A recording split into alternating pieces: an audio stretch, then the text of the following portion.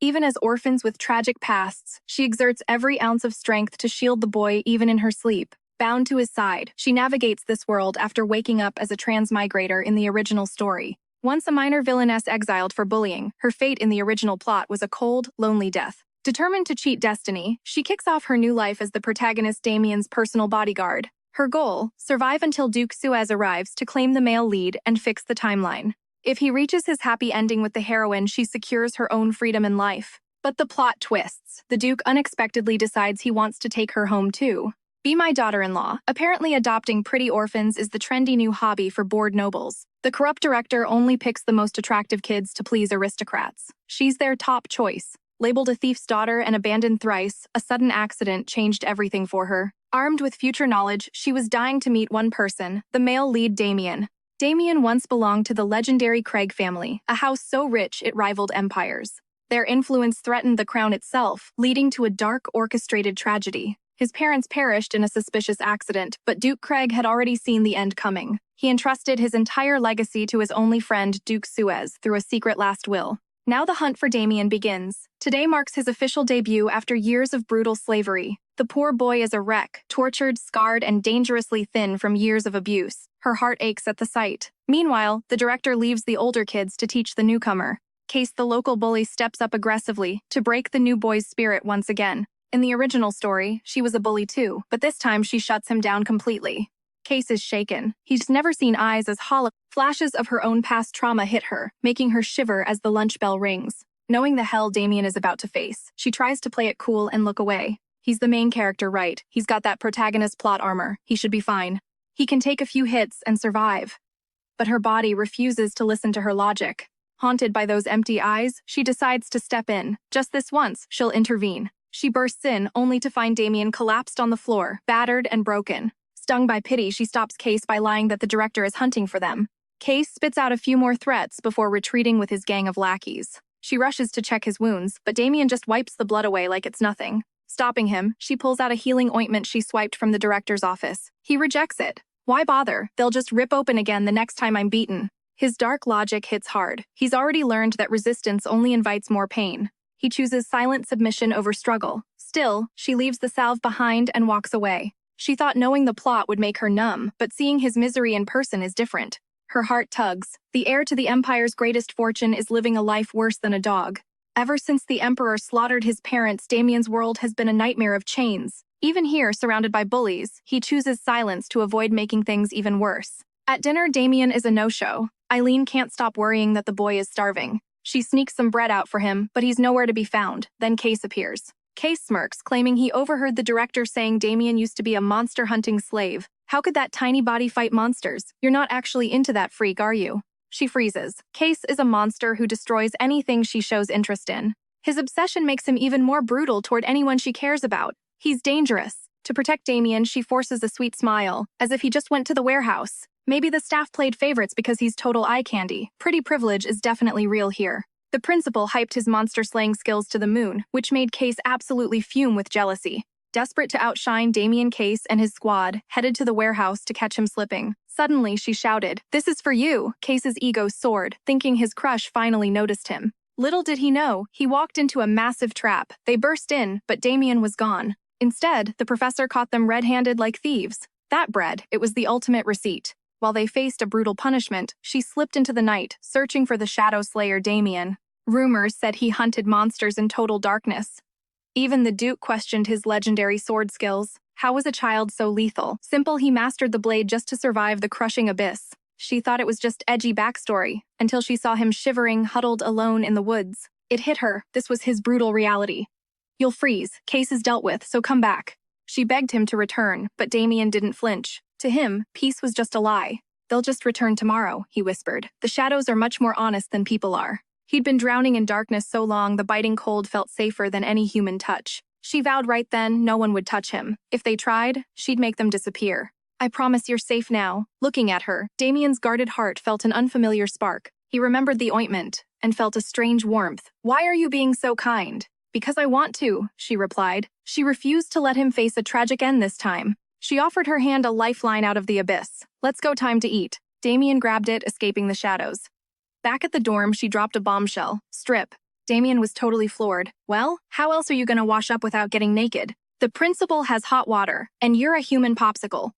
Move it before you freeze. You're going to freeze solid. Noticing the boy's hesitation, Ella assumed he was just feeling bashful. Damien stammered nervously, "My body is repulsive. You'll be horrified when you see it." She knew his past as a slave meant he was covered in scars. Ella gripped his hand tightly. "There's nothing gross about you, so don't be discouraged. We don't have a second to lose. If the director catches us, it's over." She hurried Damien inside, submerging his scarred frame into the steaming water. This forgotten comfort finally let him relax. Once finished, she peeked in to check on him. Bringing fresh clothes, she smiled, though they hung quite loosely on his small, frail frame. She'd even swiped sandwiches from the stash. But as a former slave Damien, he'd never seen food this fancy. Those traffickers were truly heartless to treat a child so cruelly. "It's called a sandwich. Just take a big bite." Lock eyes, feast on the vibes. Damien takes a massive bite, total flavor explosion. Honestly, he looks so goofy. Pure puppy energy with those chubby cheeks. Noticing his hair is still soaking wet, she grabs a towel. "Don't get sick," she whispers. That soft concern makes Damien lean into her even more. He even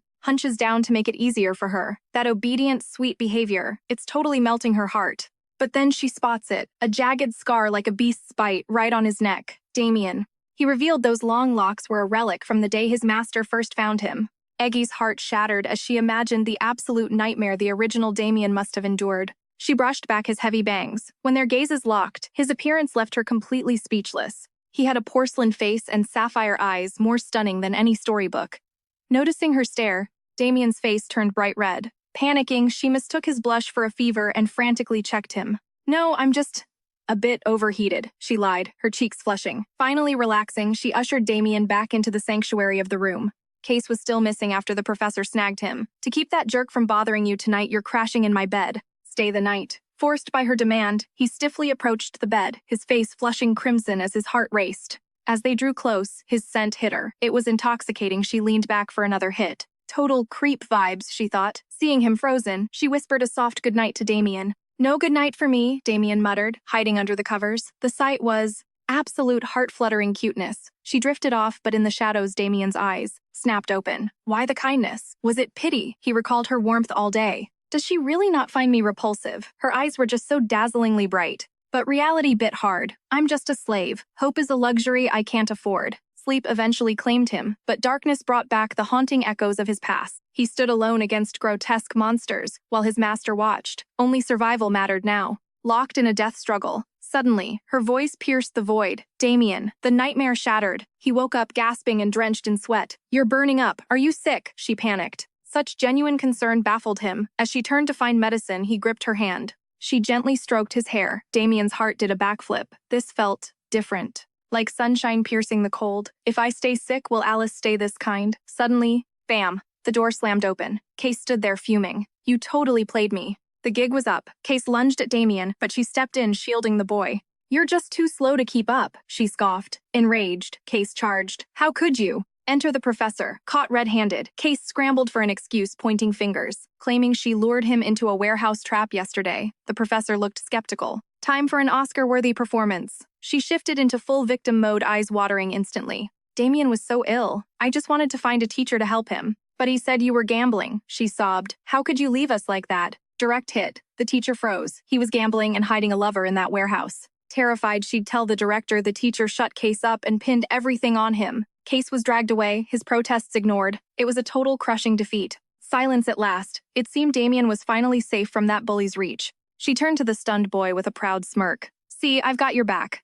Case was livid, but his deluded heart couldn't blame her. It was all Damien's fault. That brat ruined everything. Meanwhile, she saw Damien's confused face and explained that adults are supposed to help. "Trust people, Damien. Someone will always be there." She was hinting at his future happiness, but for Damien, she was already everything. To him, she wasn't just a girl. She was his angel, his only shore of hope. She mistook his silence for guilt over the lie and started to explain herself. But he already understood. To get revenge, you have to be absolutely ruthless. "A little lie beats being a punching bag," she whispered, teaching him to fight back. "Don't be a doormat." Looking at her elegant profile, Damien felt his world shift. Survival used to mean obedience. Now he wanted to become strong enough to protect her, just like she protected him. A silent vow was born. The director woke up with a massive hangover. She stumbled into the kitchen to find the slave working. Panic hit. Damien was only here on loan from a monster. If his master heard his property was taking orders, there would be hell to pay. She moved to stop him, but chaotic screams suddenly erupted from the hallway. It was Case. He'd broken out of detention, eyes bloodshot and hunting for Damien. "What is this madness?" the director barked. The teacher claimed Case was caught stealing. "Get him out of here," she ordered. Cornered Case screamed, "I'm not going down alone." She called out Damien. He actually breached the warehouse before bailing. Wait, scratch that. Damien was sick and never even went there. Lingering in the room with me, she instantly shielded Damien with her words, leaving the principal absolutely shook by her defiance. Thrice discarded, she'd always lived like a ghost in the shadows. But for Damien, she finally found her voice. Talk about a weird vibe. The principal was too lazy to settle the kids' beef, so she shoved the responsibility onto the teacher instead. She ordered the staff to take Damien away, but he gripped her sleeve like a lifeline, refusing to budge. It wasn't until she gently stroked his hair, promising to return the moment her shift ended. Only then did he finally settle down. Damien grudgingly trailed the professor. Amidst the chaotic cafeteria, he hunkered down alone, playing the perfectly obedient student. Longing for her to find him, he dreaded the isolation. Yet he feared she'd despise him for being too clingy and desperate. The second Ella called him, his sorrow vanished into thin air. He grabbed her small hand, following her like a shadow. He timidly asked to sit by her side, but Tommy suddenly crashed the party, radiating major third-wheel energy. "That seat next to Ella is mine." It turned out that before Damien arrived, Tommy was her permanent seatmate. Damien was fuming. Who did this guy think he was? Ella quickly stepped in to calm the handsome boys down. True gentlemen are always chivalrous, right? Tommy instantly caved, claiming he'd yield only because he was the most handsome. He glanced at Damien's youthful face, labeling him a pure and innocent kid. Suddenly a piercing cry shattered the peace. It was Betty. She'd accidentally ruined her doll during dinner. Ella told the boys to start eating while she rushed over to comfort her. "Don't cry, it's just a little wet.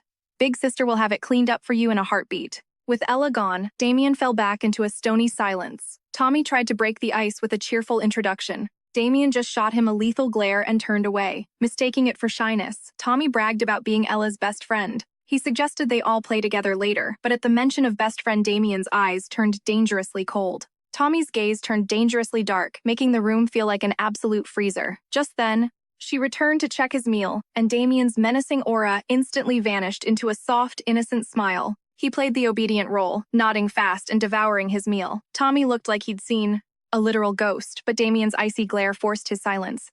Inside, Tommy couldn't help but realize, this kid is 0% pure. He's a straight-up beast. Ella was getting played so hard today. After his bath, she gently dried his hair as usual. Catching his adorable pouting face, she ached to pinch his cheeks, but panicked. If a noble saw this beauty, they'd snatch him instantly. That's a big no. Plot-wise, Duke Suez is destined to adopt Damien, so before fate intervened, she hid his visuals away, rushing them back to the dorm to sleep. She pointed to a separate bed by the wall, declaring it Damien's new official spot. Damien went numb. Losing his spot by her side crushed his spirit instantly. He stayed silent, dragging himself into bed like a kicked puppy. He looked totally defeated and miserable. Assuming he was just exhausted, she gave her usual sign-off. "Sweet dreams, Damien." "Ella, sweet dreams to you too." Her heart soared. He'd finally whispered her name for the first time.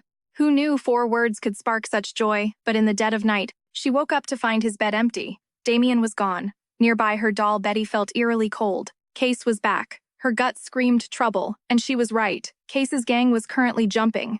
Damien, starving for revenge after days of holding back, Case sneered. "You mean nothing to Ella." Those words turned Damien's eyes into shards of ice. He locked onto Case with a terrifying stare. Recalling Ella's plea to never back down again, he balled his fists ready to unleash hell. But Case's next insult paralyzed him. "Ella only pities weaklings like you. You aren't special. She just feels sorry for you." Damien's world shattered. He was used to cruelty, but this felt different. Hearing he was worthless to her felt like drowning in a dark sea. His spirit broke, and he stopped resisting. Seizing the moment Case shoved him into the lake, Damien breathed Ella's name. In a heartbeat, she bolted forward and caught him. She glared at Case, eyes burning with rage.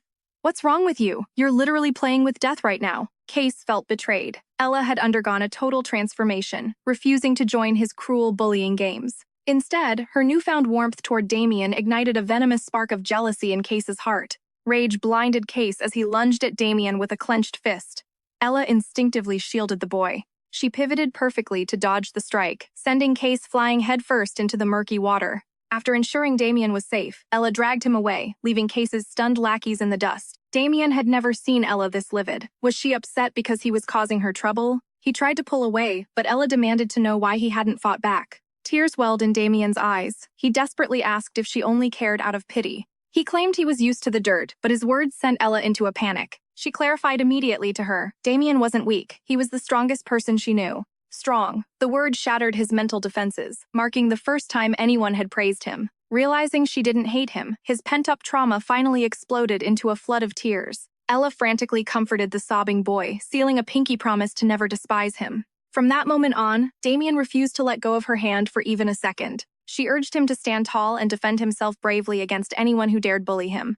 Walking back, Damien recalled her prophecy someone would eventually arrive to save his life. Tears still streamed down his face, but for once they were tears of pure happiness. Meanwhile, in a blood-soaked room, the terrifying Duke Suez sheathed his lethal crimson blade. He was hunting for Damien, purging any trash that provided him with false information. Next area, the orphanage.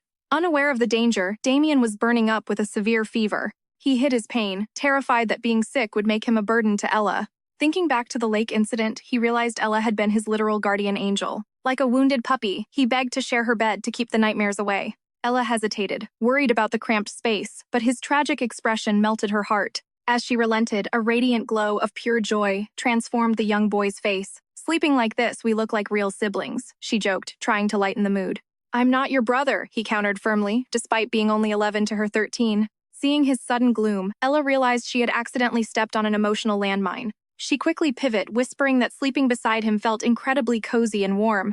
Damien turned beet red, stammering a shy "me too," before they drifted into sleep together. With Ella by his side, the darkness vanished, replaced by beautiful dreams of their future. However, morning brought a brutal fever. The thermometer was maxed out, yet Damien stayed silent. Ella was crushed by guilt, blaming herself for not protecting his health better. She ordered him to rest, promising to return the very second her chores were finished. Though he hated being alone, he obeyed, desperate not to worry his savior any further. While cleaning the director's office, Ella plotted to steal medicine to save her friend. The director was a ticking time bomb, stressed by the orphanage's massive financial debts. Her greedy eyes locked onto a hidden stash of glowing, precious mana stones. She hated the thought of selling them, instead, turning her venomous gaze toward Ella. She cursed Ella's thief bloodline, wishing she could sell the girl to pay the debts. Suddenly, an instructor arrived with shocking news: the iron-blooded Duke Suez was visiting. He was hunting for his lost heir, Craig. The surrounding nobles were paralyzed with fear. The director seized the chaos, spreading fake rumors that the Duke's son was at her orphanage. The Duke would arrive soon, but the staff trembled at the director's insane gamble. If the Duke realized the boy was a fake, he would execute them all instantly. All he has is a vague description: black hair and blue eyes. He's flying blind. But she overheard everything. Her heart hammered against her ribs. The savior she'd been praying for was finally coming for Damien. Following a lead, the Duke raided a noble's house, only to be mistaken for some wealthy, easy prey. Facing a swift death, the woman squealed the truth: the boy was stashed away at a nearby orphanage. Reports flooded in shortly after. The child was definitely at the sacred orphanage, a place with a holy name and dark secrets. It wasn't a sanctuary. It was a cage, a filthy hub for child trafficking, disguised as a house of God. The Duke didn't waste a second. He charged toward that hellhole, his patience having completely evaporated. Inside those walls, the crooked headmistress remained clueless about the storm of vengeance heading her way. Panic set in upon hearing of the Duke's arrival. With kids falling ill, she couldn't risk him seeing the neglect. Desperate for a cover-up, she pawned a precious mana stone to buy dirt-cheap meds as a facade. But as she raided her stash, her blood ran cold. Several mana stones had mysteriously vanished. Meanwhile, our heroine stayed glued to Damien's side, battling his rising fever with a damp cloth. Even in his delirium, Damien gripped her like a lifeline. She whispered comforts, refusing to let him go. She'd secretly swiped a mana stone, hoping its mystical aura would stabilize him, but it wasn't enough. The poor boy nuzzled his flushed face against her palm, seeking any bit of warmth and safety. Her heart melted instantly. Once he finally drifted off, she slipped out to fetch more fresh water. Suddenly, a shadow loomed. "What are you doing?" the headmistress hissed, appearing out of thin air. She flashed a perfect, innocent smile. "Damien's sick, just looking after him." But the hag wasn't buying it. The headmistress shoved a mana stone in her face. "You stole this for him, didn't you, you brat?" Being a pro-transmigrator, she didn't flinch. She played dumb, claiming she just found it in a case. "You're just like your thieving mother," the woman spat. That insult cut deep, hitting a raw nerve. The headmistress sneered, full of herself. She raised her hand to strike a lesson into the girl's face. Smack, but the slap hit Damien instead. He'd thrown himself forward, shielding her at the last second. "Touch her again and I'll never forgive you," Damien growled. His lethal gaze actually made the woman recoil. Suddenly, a teacher burst in, gasping, "Duke Suez is here. He's at the gates right now." Caught off guard, the headmistress barked orders to gather every black-haired, blue-eyed kid in the office. She stormed off with a final threat, but our girl stood her ground. "Wait, what about Damien? He fits the description," the headmistress scoffed. "Present that sick brat to a duke. Are you insane?" Damien collapsed from exhaustion before she could argue. The headmistress left them behind with a mocking laugh. Cradling the unconscious boy, she made a vow, "I will get you to your family no matter what." At the entrance, Duke Suez stepped out. The atmosphere grew heavy with his suffocating regal presence. Only a skeleton crew greeted him. The Duke scanned the desolate, isolated grounds, his suspicion rising. The vibes were rancid. He cut through the formalities and demanded, "Where is the child?"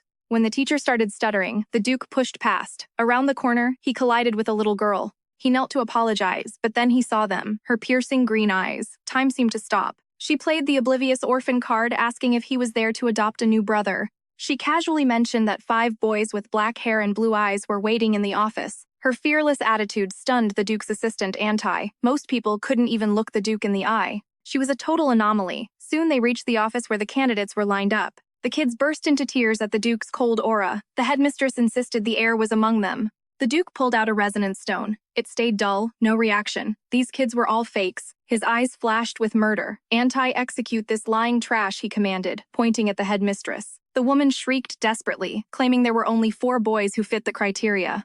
The Duke's mind flashed back. That girl said 5. In a blur, his sword was at the woman's throat. "Where is the 5th one?" he roared. "Tell the truth or your head rolls today." At that moment, her heart raced with intensity. The Duke was finally claiming Damien, but after their time together, parting felt bittersweet. She whispered to the feverish boy, "Damien, from now on you will never suffer again." The child was still dazed when a towering, mysterious figure stepped into the room. The Duke's sheer presence stunned even Antai. For the first time since his wife's passing, the Duke looked truly alive. He first locked eyes with the fragile Damien, then noticed Ella. Was this not the girl from before? The Duke's piercing gaze was overwhelming, yet Damien instinctively struggled to shield Ella from harm. Though trembling, he growled, "If you touch Ella, you will pay regardless of who you are." Suddenly, the mana stone erupted. A massive surge of energy flared. The Duke was certain this was Craig's son. Without warning, Damien collapsed. His body had reached its limit in that sudden, overwhelming instant. The Duke explained the mana was stabilizing, forging a stronger vessel for the boy's future power. Ella felt his forehead. The fever had broken. Now, the Duke turned to settle his debts with them. He cornered the staff, demanding why the boy was neglected. They fled in terror to find the director. Watching him, Ella realized his aura was every bit as terrifying as the legendary novels described. The Duke watched Ella tend to the boy, sensing she somehow anticipated his grand arrival. Knowing he was too sharp for lies, Ella chose her words with extreme care to explain herself. She claimed she overheard the director's secrets. Lying about the children was calculated, wasn't it? She admitted it. Why not bring Damien directly? Ella had a plan. She wanted the Duke to witness the orphanage's dark reality personally. The horrific conditions were undeniable. Children slaved away while the adults neglected their basic needs. Teachers gambled while abandoning the orphans. Ella's fierce, determined gaze felt hauntingly familiar to him. The Duke paused, then turned to the trembling director. "I am taking this boy home immediately." He glanced at Ella. "I will adopt her too, as my future daughter-in-law." Ella froze. This was a massive plot twist. Damien's future wife was supposed to be someone else. Damien muttered her name in his sleep. She knew the boy would be lost without her presence. The thought of staying together brought joy, but the director refused to let her leave so easily. Fearful Ella would expose the abuse, the director decided to strike back at her reputation. She spat out Ella's secrets. "This girl is nothing but the daughter of a lowly thief. Her mother was the criminal who plundered the Ashmore estate." It turns out Ella's mother was the legendary phantom thief who once infiltrated the imperial palace itself, stealing the emperor's own treasures. She evaded capture for years before being cornered at the count's home where she died. The director desperately tried to convince the Duke that Ella was tainted by her bloodline. The Duke didn't care. "Since when do you tell me what to do?" He suddenly knelt before the young girl. "The choice is yours. Come with me." Ella had one condition: fire every single teacher in this place. If she left now, the others would still suffer. She demanded justice for the innocent children left behind in this hell. She wanted real caretakers, not monsters. These orphans weren't objects to be traded for profit. The Duke granted her wish without a second thought. The director spiraled into total panic as she was dragged away to face her final judgment. The Duke's decisiveness was breathtaking. He reached out his hand toward Ella once more. "Will you come with me?" "Yes," she whispered. Staying with Damien felt like her only sanctuary. She would protect him until his true fated lover appeared in the future. After everything was settled, she packed her few belongings ready for a new life. Looking back, she was genuinely relieved. The children could finally live in peace and comfort. The orphans she cared for gathered to say a tearful, heartfelt goodbye. Seeing her pure smile, the Duke's lingering suspicions finally melted away completely. Was she the Emperor's spy, perhaps? But her genuine love for those orphans was undeniable. That nagging sense of déjà vu haunted him again.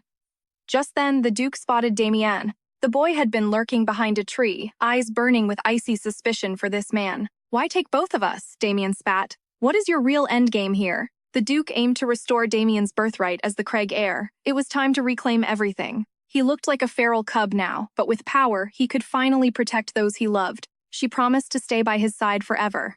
"You better treat her right," Damien growled. "No chores, no labor. Period." The Duke stood there completely stunned by the kid's audacity. "Do I look like a monster? If you hurt her, I will make you pay," Damien hissed. He stormed off, leaving the Duke fuming. This brat was a carbon copy of his father. Gentle with allies, but a savage beast to enemies. How could their bloodline be this strong? The carriage rolled onward, while the exhausted pair dozed off. Suddenly, a strange noise erupted outside. She jolted awake to see a murder of crows perched like omens on skeletal leafless branches. A heavy, suffocating aura filled the air. She shivered as the atmosphere grew darker. Had monsters reached this place? A crow tapped the glass, its piercing gaze locking onto hers. The carriage finally halted before a colossal, jaw-dropping castle. It was absolutely magnificent. But those blackbirds kept circling above. The butler, waiting at the gates, let out a sigh. News of a surprise daughter-in-law clearly irritated him. She felt that familiar sting of rejection. She remembered her last adoption, how their fake smiles turned into masks of pure disgust. Thief's daughter, they had sneered, but she was here for Damien now. She was battle-hardened. The butler's tone shifted. "Forgive me, but I haven't prepared any personal maids for the young lady."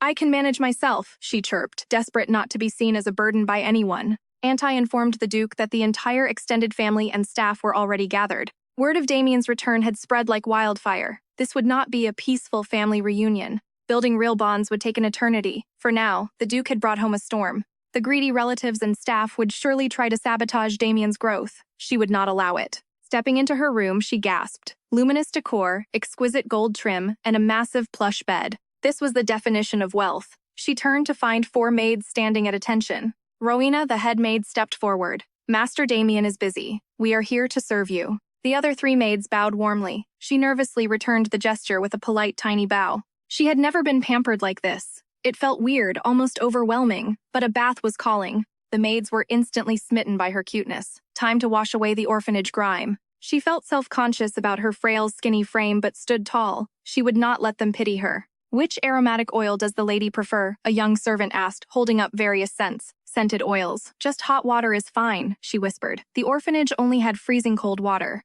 The room went silent, the head maid's eyes filled with heartbreaking pity as she lowered her head. "We will find the perfect scent for you," she promised. "Please do not be formal. We are here."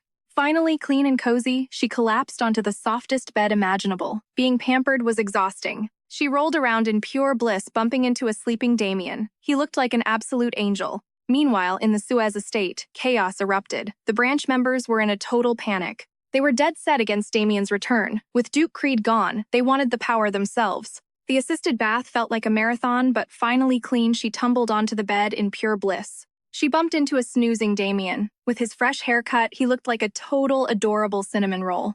Meanwhile, at the Suez Manor, the atmosphere was thick with anxiety among the greedy branch members. Ever since Duke Creed passed away, Damien's return had been met with nothing but cold, pure hostility. He'd entrusted his massive empire to Duke Suez. Now the Suez family held all the cards. After 11 years of pure profit, they weren't about to hand it back to some mysterious brat. The Viscount especially refused to let this golden goose fly away right before his eyes. Mid-scheme, the Duke stormed in with a bombshell. "I've finally tracked down Craig's heir." The staff faked smiles while asking the real question, will this kid actually lead the family? Not a chance. Damien was still way too green to handle a Shark Tank like this. Returning home now meant being torn apart by his own power-hungry relatives. Pivoting, the Duke revealed he'd also brought back a sharp and spirited young girl. He planned to groom them both until they were worthy of the legendary Craig name.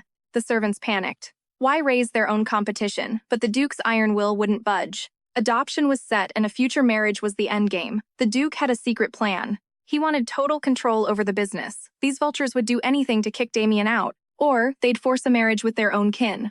But if he secured her as Damien's future bride, these greedy snakes couldn't touch what rightfully belonged to the boy. One day the girl told him we're getting married later. The poor boy just looked lost. Love was a mystery to him, she explained. It's that ticklish feeling when you see someone special. Your whole body just starts heating up. He wondered, could these feelings be love? He got so flustered he started hiccup. He dodged her gaze, looking flustered. Thinking he was scared, she playfully pinched his flushed red cheeks. He stammered that he was just overheating, so she quickly backed off. Fine, I'll give you space. This bed is huge anyway. Damien's heart sank. Distance from her was the last thing he ever wanted. Noticing his silence, she whispered, afraid of more nightmares. Her words struck a chord deep inside him. To soothe his nerves, she pulled him into a warm embrace. No bad dreams tonight, I promise. Sleep tight, Damien. Beneath a dreamlike, starlit sky, the two curled up together in perfect, peaceful silence. But shadows were moving. The Viscount's spies unearthed a secret. Ella's mother was an infamous imperial thief. She'd plundered the Emperor's treasures, he smirked. A mysterious brat and a low-born thief's daughter. Perfect.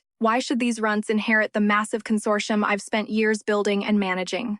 Eliminate the girl first. As a cruel plot took shape, morning light hit Ella's room early. She was whisked away for a makeover. Today was the big showdown with the elders and staff. Dressed in soft pink, she looked absolutely ethereal. The maids were instantly head over heels for her. Even they were dazzled, though. Ella found being pampered way more exhausting than actual hard labor. She slumped onto the sofa waiting for Damien. Suddenly, the door swung open. The Viscount had arrived. Shrugging off the maid's interference, he forced his way in with a sneer of pure disdain. His entire vibe screamed untouchable ego. She sensed his twisted intentions instantly. Yet wearing a flawless mask, she greeted him gracefully. The Viscount stated he'd arrived to. He handpicked a legendary gift for Lady Ella, an elite and priceless mana stone known as the Blue Hope. This cursed gem was the Viscount's ultimate weapon to frame her, exploiting her reputation as a thief's daughter. His wicked plan, stage a crime for everyone to witness. He immediately dismissed the head maid, ensuring they were finally alone. The Viscount's noble mask finally crumbled.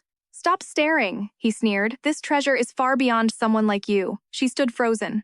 I knew your kindness was a total lie, she thought. Yet he chuckled, acting generous, while mocking her very existence. He forced her to witness the jewel's glow before handing it to a nearby servant and vanishing into the shadows. She was left completely blindsided and confused. Suddenly, the head maid returned, announcing it was officially time for them to depart. As she prepared to leave, the Viscount's maid moved in. She had one dark mission: find the perfect moment to strike. Her task was simple: slip the mana stone into her pocket and seal her fate as a thief. The maid gripped the gem. Making a quick excuse, she drew close. She faked a stumble, lunging forward to secretly drop the stone into the girl's pocket. The execution was flawless, a total Oscar-worthy performance. Oblivious to the trap, the head maid only asked if she was all right. Ella played it cool, acting like nothing was wrong. She casually asked the fallen maid if she was hurt. She even helped dust off her uniform. Once tidy, they headed to the hall for her grand introduction. I'm Ella, she said, but they mocked her for being a nameless commoner. Damien was absolutely livid. The Duke stopped him before he could snap. It was better to stay low and avoid any trouble. The Viscount arrived late immediately, bragging about showing the Duke his legendary mana stone. Suddenly the maid whispered, the gem was gone. The Viscount let out a loud, staged scream. Everyone looked as the maid lied, claiming Ella never returned the stone after seeing it. She framed Ella for theft. The Viscount seized the chance to expose the girl's dark past. He revealed her mother was a famous thief. Instantly, the room erupted into judgmental whispers. They couldn't accept a thief's daughter, but the Duke saw through the entire setup immediately. Quite a show, he thought. Suddenly, the Viscount got aggressive and demanded a full-body search. He wanted to catch her red-handed. Ella trembled, swearing she hadn't stolen anything. The Viscount wouldn't listen. Seeing that talking was useless, Ella finally agreed to the search.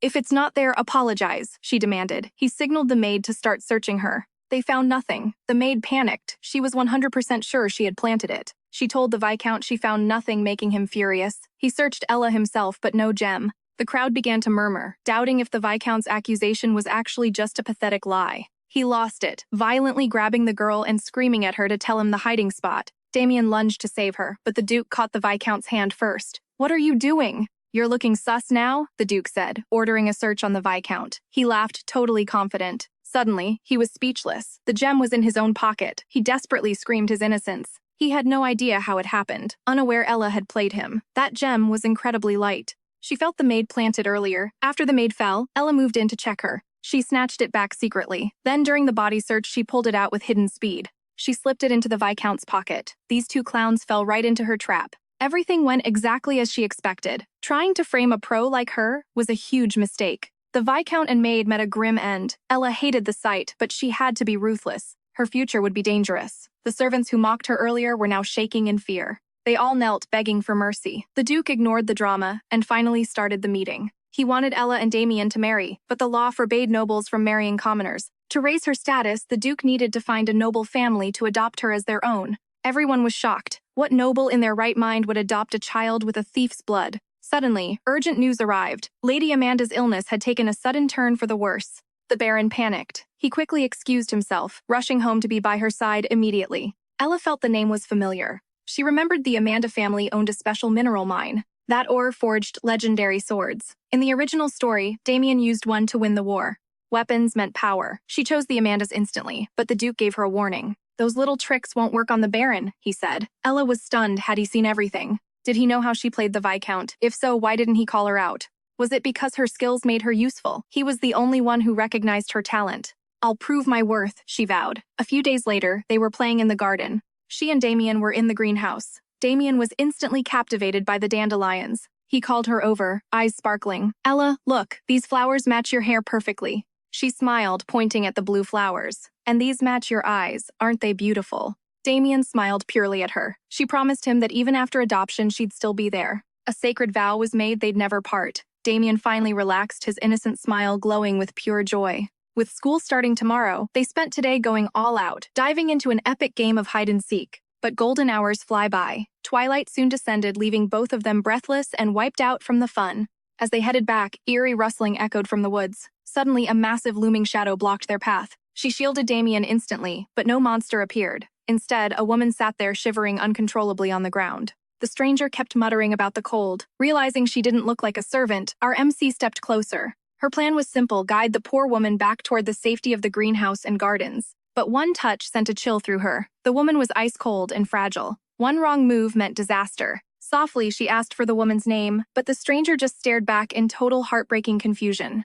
A realization hit her like lightning. This was Romana disease, a cruel condition where memories slowly fade away. It's a tragic, incurable path toward dementia. Slowly but surely, the person you know simply vanishes. She draped her scarf around the woman, whispering about a warm, flower-filled paradise nearby to soothe her. Intrigued, the woman let them lead her back. Once inside the greenhouse, she finally seemed to regain composure. Yet the forest remained a total blank. Just as she struggled to voice her name, a shadow fell. A frantic male voice shattered the silence. "Piera, how did you get here? I've been searching everywhere." She turned to see Baron Amanda rushing toward them. This wasn't just anyone. It was Baroness Piera herself. Piera apologized for getting lost. The Baron's words were sharp, but his tone betrayed a deep, aching tenderness. Then his gaze shifted to our MC, turning icy. "I don't know what you're plotting," he hissed. "But do not use my wife's illness for your twisted games." The accusations stung. She was only helping. He completely misunderstood her intentions. However, Damien wasn't about to let his guardian be insulted like that. "Speak to her with respect," Damien barked. His sudden, fierce protection caught the Baron totally off guard.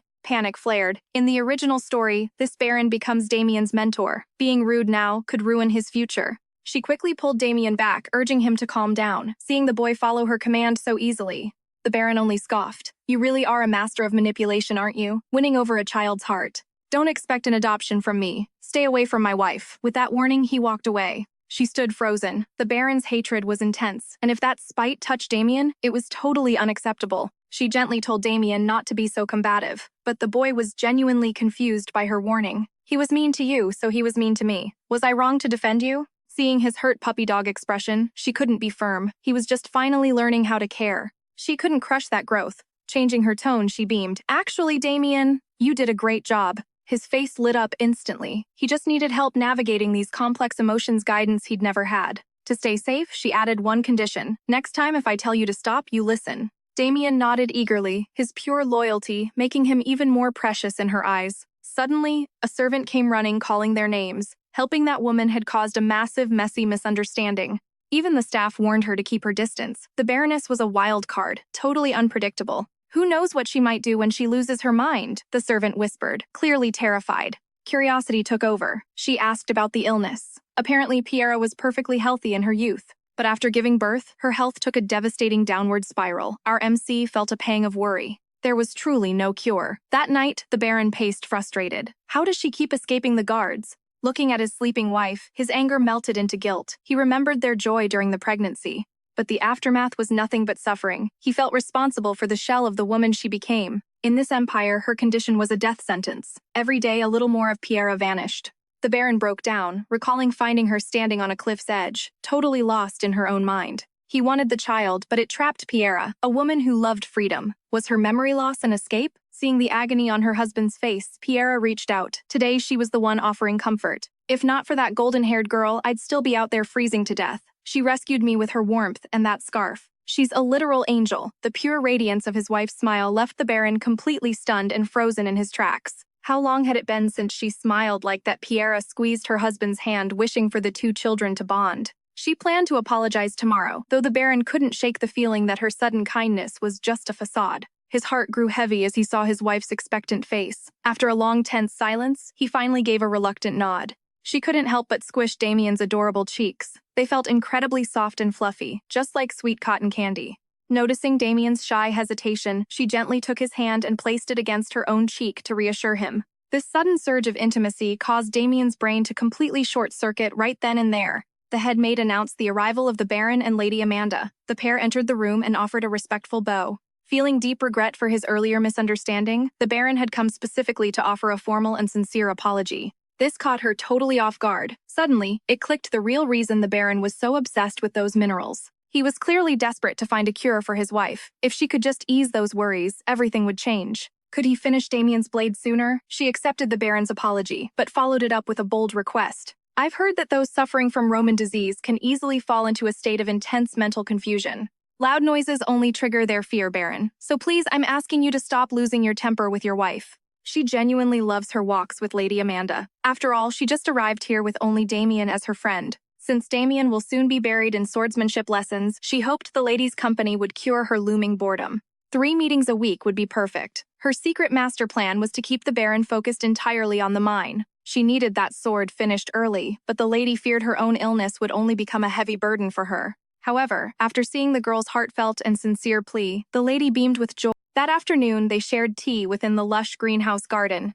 She recounted the journey that led her to the Duke's fortress. Hearing her tragic past, the Baroness's heart broke. She squeezed her hand, whispering, "You've endured so much pain." Such kindness was foreign to her. Despite trying to stay numb, the warm gesture pierced her icy walls. A soft smile played on her lips. It wasn't all bad. My friends were sweet, and those wicked teachers were finally punished. The Duke's justice, the lady gasped. His grace was never one to meddle in the affairs of commoners. Yet he saved young Damien from that hellhole. The lady paused, wondering if guilt was his true motivation. Then the lady revealed the truth about Duke Suez and Damien's late father, Duke Craig. Forged in the fires of a legendary battle, they became inseparable brothers in arms, until total victory was theirs. The Empire crushed the mana-wielding clans, but the day Suez returned in glory, everything changed. He arrived with Julia, a mysterious clan survivor. You see, a dark curse haunted the Suez bloodline for ages. It drove men to madness, but Julia's mana was the only cure. Naturally, they fell in love and wed. But such power came with a price. 3 years later, the Duke marched to war to shatter that curse forever. Julia perished, leaving the Duke shattered. He locked his heart away, cutting all ties with the outside world. Only Duke Craig refused to give up writing constantly. 2 years later, Damien was born, and Craig sent word.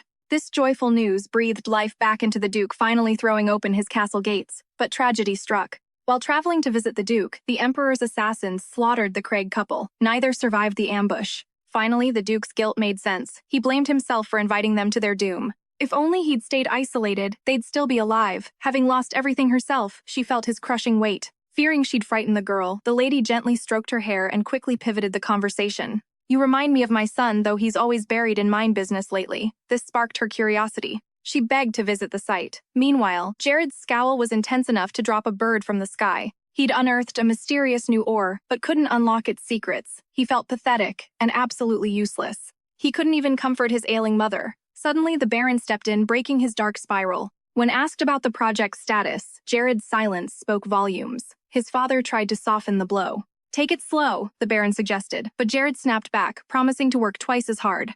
The Baron was stunned, his comfort dying in his throat. Turning away, he nearly collided with the girl. He was shocked to see them there. His wife knew he'd be furious about them entering such chaos. This place was a death trap, but she insisted on seeing her son right then and there. Her eyes locked onto a gleaming short sword. Reaching out, she looked at Jared with pure puppy dog eyes. Can I? He shut her down instantly. No, it's way too sharp. Her excitement vanished, replaced by a pout. Seeing her disappointment triggered his guilt. Wait, he muttered, I have something else to show you.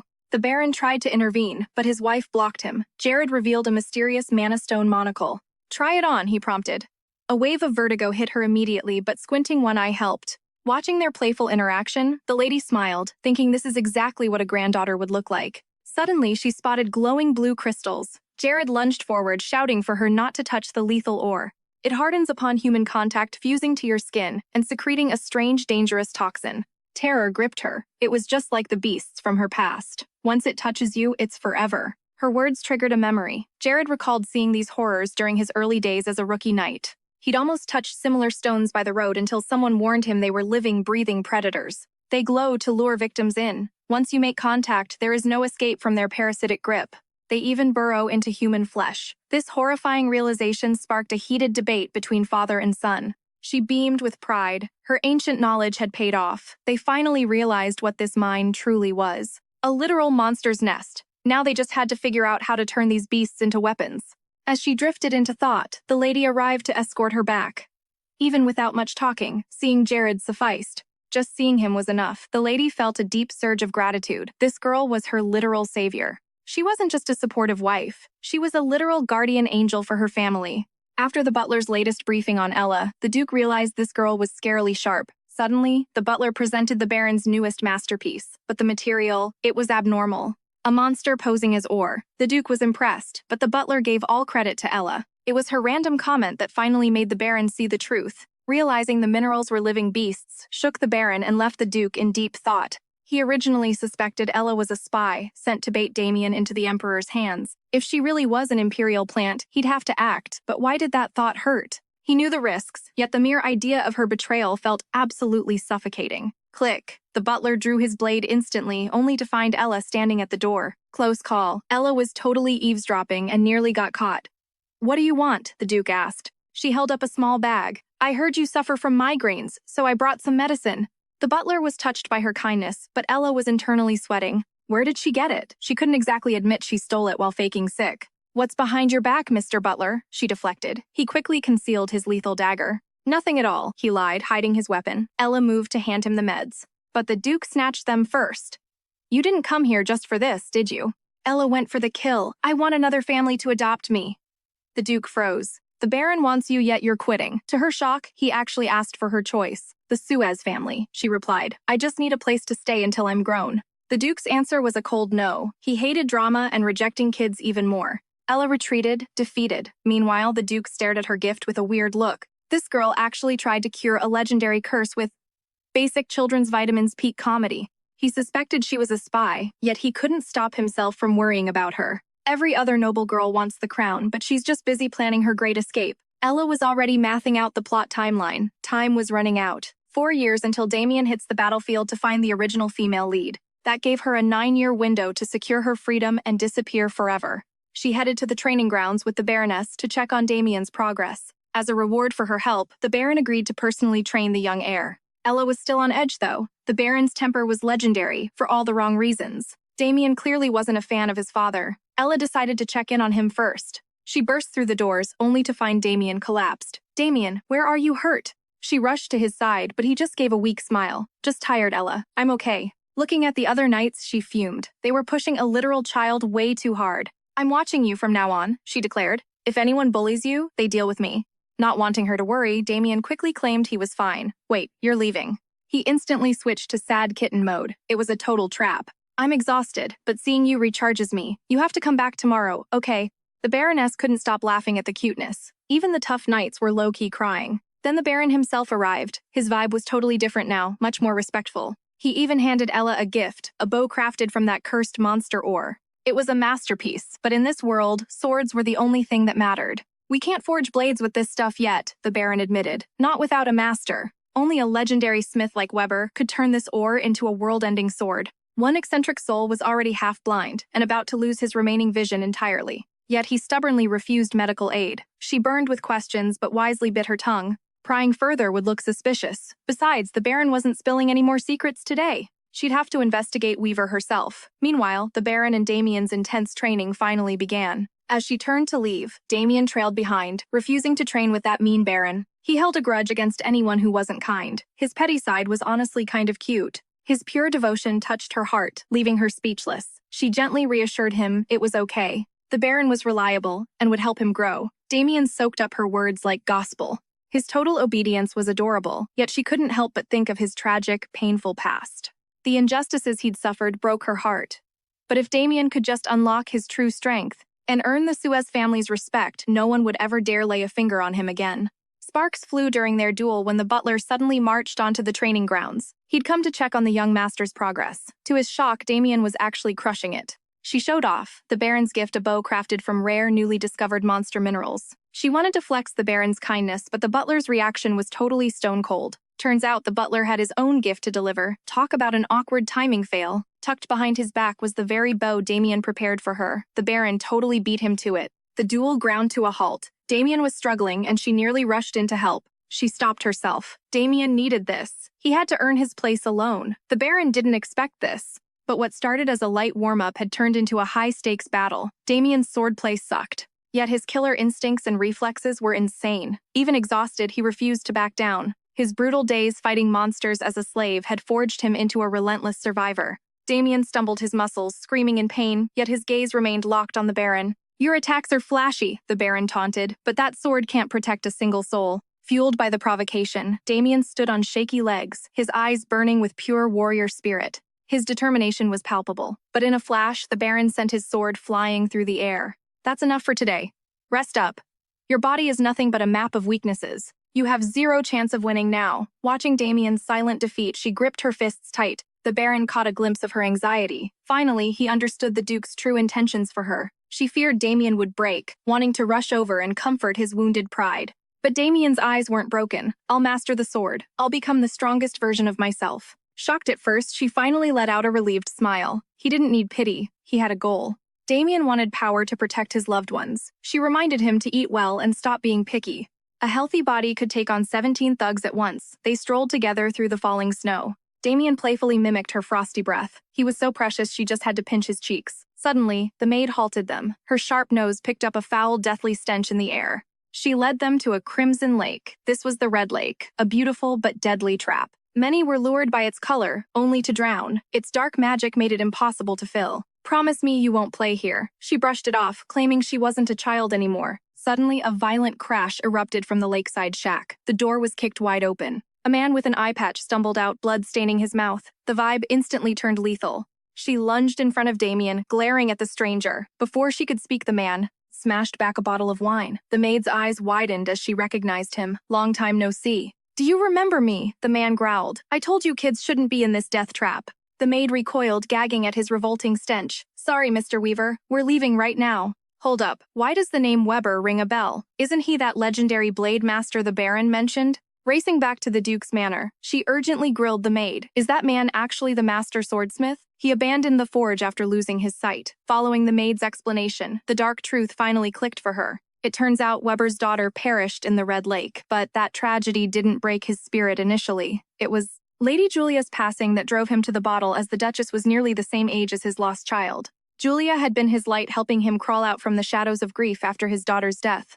But with Julia gone, Weber entered to the bottle, drowning his sorrows and stubbornly refusing any medical help. Before leaving, the maid strictly warned them to avoid the Red Lake, but our girl was made of pure rebellion. Obeying wasn't in her vocabulary. Early the next morning, she snuck out to the lakeshore alone, determined to explore. She reached the water just as a man exited the cottage. It was the doctor supposedly sent to treat Weber. She prepared to ask about the smith's condition, but the man's hushed conversation suddenly stopped her dead in her tracks. The doctor was reporting to a viscount, admitting he was gaslighting Hugh Weber about curing his failing eyesight. In reality, he was secretly poisoning his remaining good eye.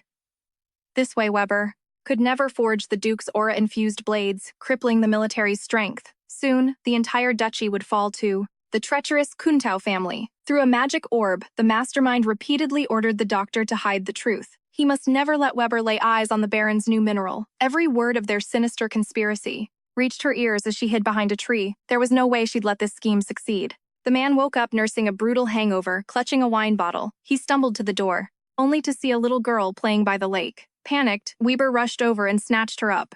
Do you have a death wish? This place is lethal. His fear instantly exploded into protective rage. Unfazed, the girl just flashed a brilliant smile and waved. A confused Weber demanded to know her business. She hoisted her bow and arrow proudly. Check out my new gift. Isn't it epic? Weber's attention was instantly snagged by the shimmering blue arrowhead. Using the mysterious mineral as bait was working like a total charm. Desperate to examine the rare ore, Weber ushered her inside. Empty wine bottles littered the floor of his shack. The place was a total disaster. She focused on the doctor's plot. They were weaponizing Weber's blindness against the Duke. She had to stop his condition from worsening. Suddenly, a strangely colored medicine bottle on the table caught her eye. It looked shady as heck. She decided then and there to swipe it for a proper investigation later. As Weber aired out the room, she watched him thoughtfully before turning to light the cozy fireplace. She made casual, small talk, gently nudging him to ditch the booze and focus on his health instead. To embrace a new beginning. Weber was stunned. It had been ages since anyone spoke to him like that. He revealed his daughter drowned in the Red Lake, blaming his own failure as a father for the tragic accident. It is not your fault, she interrupted firmly. To comfort him, she shared the painful story of her own mother. She once believed her existence forced her mother into a life of crime, carrying heavy guilt for years. But her mother always insisted, this isn't your fault. If your daughter could see you right now, she would say, Daddy, it is not your fault. Looking at her, Weber flashed back to a similar moment years ago. Duchess Julia had said the exact same thing. They were identical in spirit. As twilight fell, they made a pact. He would keep the arrow for a deep dive study overnight, then find her tomorrow to return the precious gift. Where do you live? The Duke's castle. Before he could even process that, she vanished like a breeze. Assuming she was just a castle maid, Weber dove into his work obsessed with analyzing the arrowhead's unique material. He pulled an all-nighter, completely lost in his craft. Sadly, he had to return it way sooner than expected. The mineral's secrets remained locked. Weber hadn't stepped foot in the castle for years. Would he even be welcomed now? The thought of facing the Duke filled him with dread. When he finally arrived, 2 guards immediately blocked his path. Looking like a total mess and wielding a sharp arrow, he seemed incredibly suspicious, just as he started panicking. Baroness Pietra appeared Weber. It has been ages. Soon he was ushered into the grand salon where the Baron, the girl and Damien were waiting. Uncle Weber, she cheered, leaving the old smith absolutely stunned by the situation. Baron Weber stood there completely shell-shocked. How did you even get in here? She questioned. This guy is my close friend, and he's absolutely obsessed with that arrow. The one you gave me. Since you're both master blacksmiths, I figured it was time for a legendary collab. The 2 men just stared at each other in total confusion. Talk about a wild coincidence. The Baron eyed Ella with a hint of suspicion, so she quickly pivoted, asking Weber for an update on his work. How is the arrow research coming along? The moment the conversation shifted to weaponry, both men locked in hyper-focused on the technical details. They dove deep into the discussion. Ella smirked to herself. Her master plan was unfolding perfectly. Meanwhile, Damien thought she was just vibing over her cocoa. He thoughtfully pushed his own hot chocolate toward her. Seriously, such a soft-hearted boy was just too precious for this world. The 2 masters debated how to forge that rare ore into a divine blade. Deeply impressed, the Baron invited Weber to join forces on the spot. But noticing Huiberg's blind eye, the Baron's expression darkened with pity. Your eye looks terrible. Are you still dodging the treatment? He asked softly. Huiberg blinked, totally baffled. What are you talking about? I've been taking my meds religiously this whole time. He even mentioned the prescription from the Arlen doctor. Right then, a chilling realization hit Huiberg. Something was definitely off. He'd been so buried in research today that he skipped his dose. So why was his vision actually clearer than usual? That medicine was a trap. Weber shot a deadly serious look at the Baron, realizing he needed a massive favor. This man was a total enigma. He claimed to despise kids, yet he couldn't stop worrying about the little girl. He was low-key obsessed with her safety. Even during high-stakes meetings, he'd fidget with the headache pills she gave him, his mind completely elsewhere. He tuned out his assistant's reports, his thoughts looping on the girl's pure smile. Meanwhile, the villainous Viscount was ready to move. He was preparing to stir up some major drama. He presented a brand new sword to the Duke. Monsters were now swarming everywhere. Outside the walls, Weber was basically blind and unable to forge, making the Viscount certain the Duke would be backed into a corner. He expected the Duke to rely on his family's steel, giving him a total monopoly over the city's entire weapon industry. But the Duke didn't even spare him a glance. He turned straight to Baron Anti to ask about the new ore's development. Everything is proceeding perfectly, the Baron replied. Your Grace, they've only made swords from arrows, but knights need real blades. Do they plan on hunting with toys? The Viscount sneered. Facing that toxic sarcasm, the Baron had to swallow his pride. The Duke then turned to the physician for a status report. He asked about Weber's condition. Kuntal gave the doctor a subtle nod and the doctor lied, claiming Weber still refused any help. The Duke paused, then snatched the sword from the Viscount's hand. He began examining the blade with a cold, piercing gaze. He traced the sharp edge with his fingers, just as the Viscount started celebrating his supposed victory. An urgent bang rattled the door. A maid screamed for the doctor, crying out that Lady Edie was in desperate trouble. Apparently, she had dropped her eye medicine and was sobbing in agony. The doctor froze his face, turning pale with shock. He hadn't prescribed her anything for her eyes, but when the maid showed him the bottle, his heart nearly stopped. It was the exact medicine he'd prepared for Hueyberg, a lethal poison derived from the dreaded Red Lake. Its only purpose was to blind Hueyberg's remaining eye forever. How on earth did this toxic vial end up in the hands of that girl? She was the future Duchess. If she got hurt, his life was officially over. The doctor scrambled to check on her, losing his cool completely in the panic. In his frantic state, he accidentally blurted out that it was a deadly poison. By the time he realized his mistake, it was already too late. Weber stood before him, his expression darker than the abyss. "Did you just say poison?" The doctor was a total coward, terrified for his life. Now that the truth was out, he started spilling everything immediately. No torture needed. He confessed that he was just a pawn following Viscount Kuntal's twisted orders the whole time. The Viscount was floored by the betrayal, desperately trying to distance himself. But then the doctor dropped a bombshell. He pulled out a magic recording orb and played back their entire conversation. The Duke, who had been quiet, suddenly snapped to attention. He gripped the blade, his cold gaze locking onto Viscount Kuntal like a predator. His eyes shifted to a bloodthirsty crimson. Only a red wedding could satisfy his rising madness. Sensing a massacre, Anti tried to step in and stop the Duke before the bloodbath started, but that's when Weber cut in. He presented his newly forged blade, his heart racing. He hadn't touched a hammer in 10 years. Would the Duke hate it?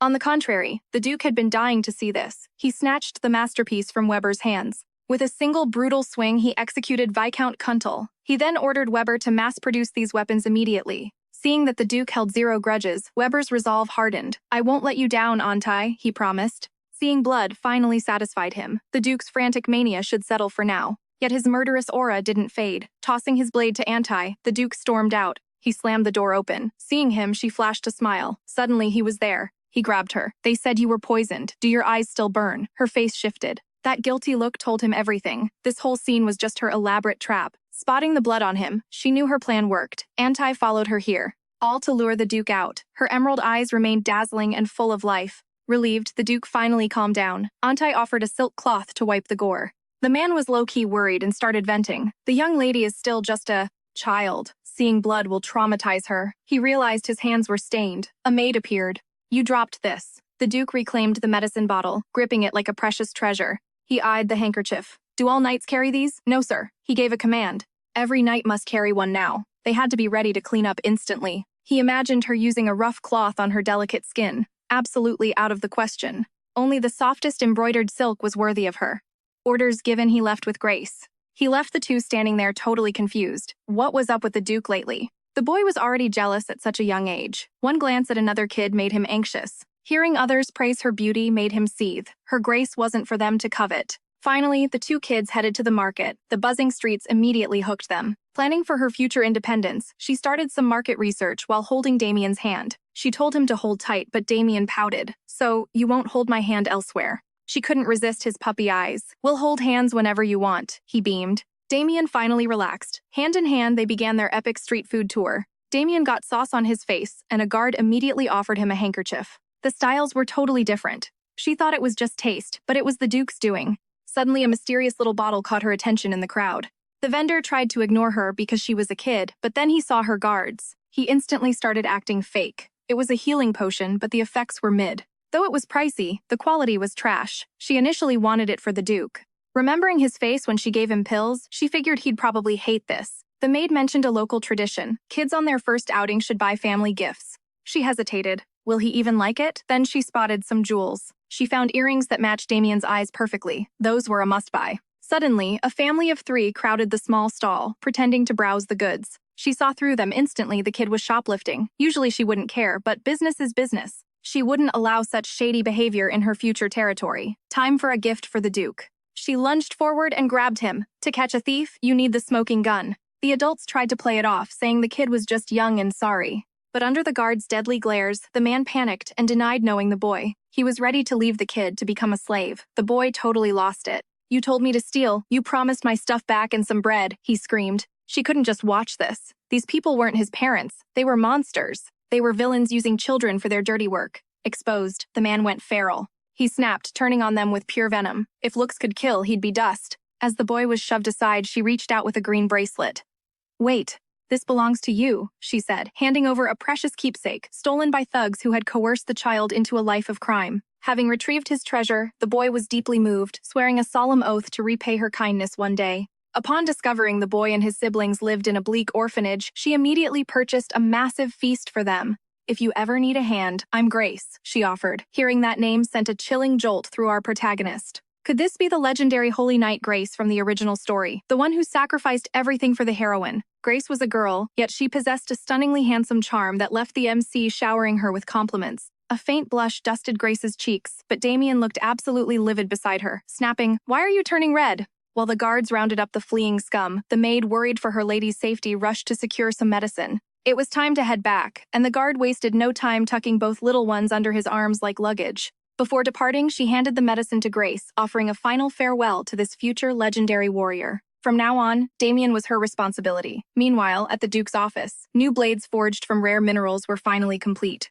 The Duke beamed with pride. Just then, she and Damien returned, and she began recounting their little city adventure. She presented her gift, a pair of elegant earrings. The Duke instinctively touched his lobes, mentally calculating where to get pierced. "Damien, I bought these just for you. They match your eyes perfectly." The Duke's movements instantly locked up in shock. His heart took 10,000 points of emotional damage. Blushing, Damien pulled out an emerald necklace, whispering, "I have a gift for you too." Overjoyed, she cheered about their perfect chemistry, completely oblivious to the Duke's face darkening into a stormy gloom. The man didn't say a word, his hand slowly tightening around the hilt of his new sword. Sensing an impending explosion, she quickly intervened before the two could make their escape.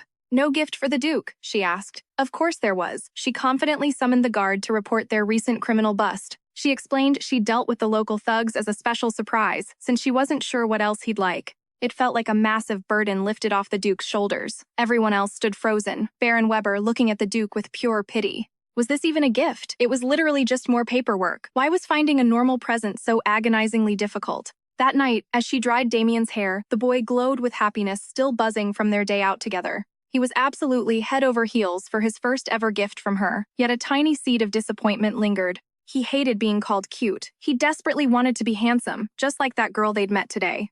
Realizing Damien was still reeling from her compliments toward Grace, she knew she had to clear the air quickly. "I actually prefer the cute type," she reassured him, "and you're both cute and handsome." After a long day, exhaustion finally hit. Damien asked if her injuries still hurt, but in truth, she had only been putting on an act. She'd taught Damien that a strategic lie is often better than needless suffering. She'd faked that nasty fall on purpose. Taking that tumble was the key to snaring those thugs. It was what she called a necessary white lie. "So Damien, if you truly desire something, it's okay to find a way to get it as long as you stay honorable. As long as you want it, the world is yours." In the original novel, Damien was destined for a life of pain. "I'll protect you no matter the cost." But the only thing Damien truly craved was something far simpler. He wanted to be by her side forever. Meanwhile, the girl was already planning her grand escape once everything was settled. She had no idea how deeply the boy had grown attached to her, yearning for an eternal future together. At that moment, Egli was honing her archery skills. "My lady, your talent is truly exceptional," the Baroness gushed. Egli humored her, admitting she never expected the Baron to gift her such a stunningly crafted bow and quiver. "Nonsense, we're practically family now," the lady replied. "A gift like this is nothing." Egli paused, lost in thought. Deep down, she yearned for a loving family, but the scars of being abandoned multiple times still ran deep. Higher expectations only led to more crushing disappointment. To them, family likely just meant she was a valuable asset. She vowed to work even harder to prove her worth, but the lady gently corrected her. "Family isn't built on business deals. It's about mutual love and protection. Don't carry such a heavy burden, dear."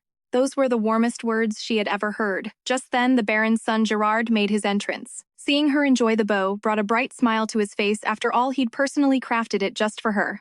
With pure excitement, he stepped forward to teach her the finer points of marksmanship right then and there.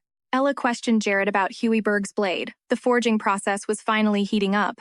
Yet with thousands to craft and Huey working solo, their momentum was agonizingly slow. Anxiety gnawed at her. At this rate, Huey would burn out before the armory was filled. Distracted, Ella's hand shook, sending an arrow wide. She scrambled into the woods to recover it. Suddenly, ominous crows began circling above. A cold chill of unease washed over her. These creatures were straight out of a nightmare. Then unexpectedly, one landed right before her. It stared into her soul with terrifying intensity. Ella trembled, clutching her arrow like a lifeline. She scanned for an opening to bolt, desperate to escape, but in a heartbeat. The crow morphed into a man. It was pure insanity. "Kid, are you with that hammer? I heard you healed his eyes."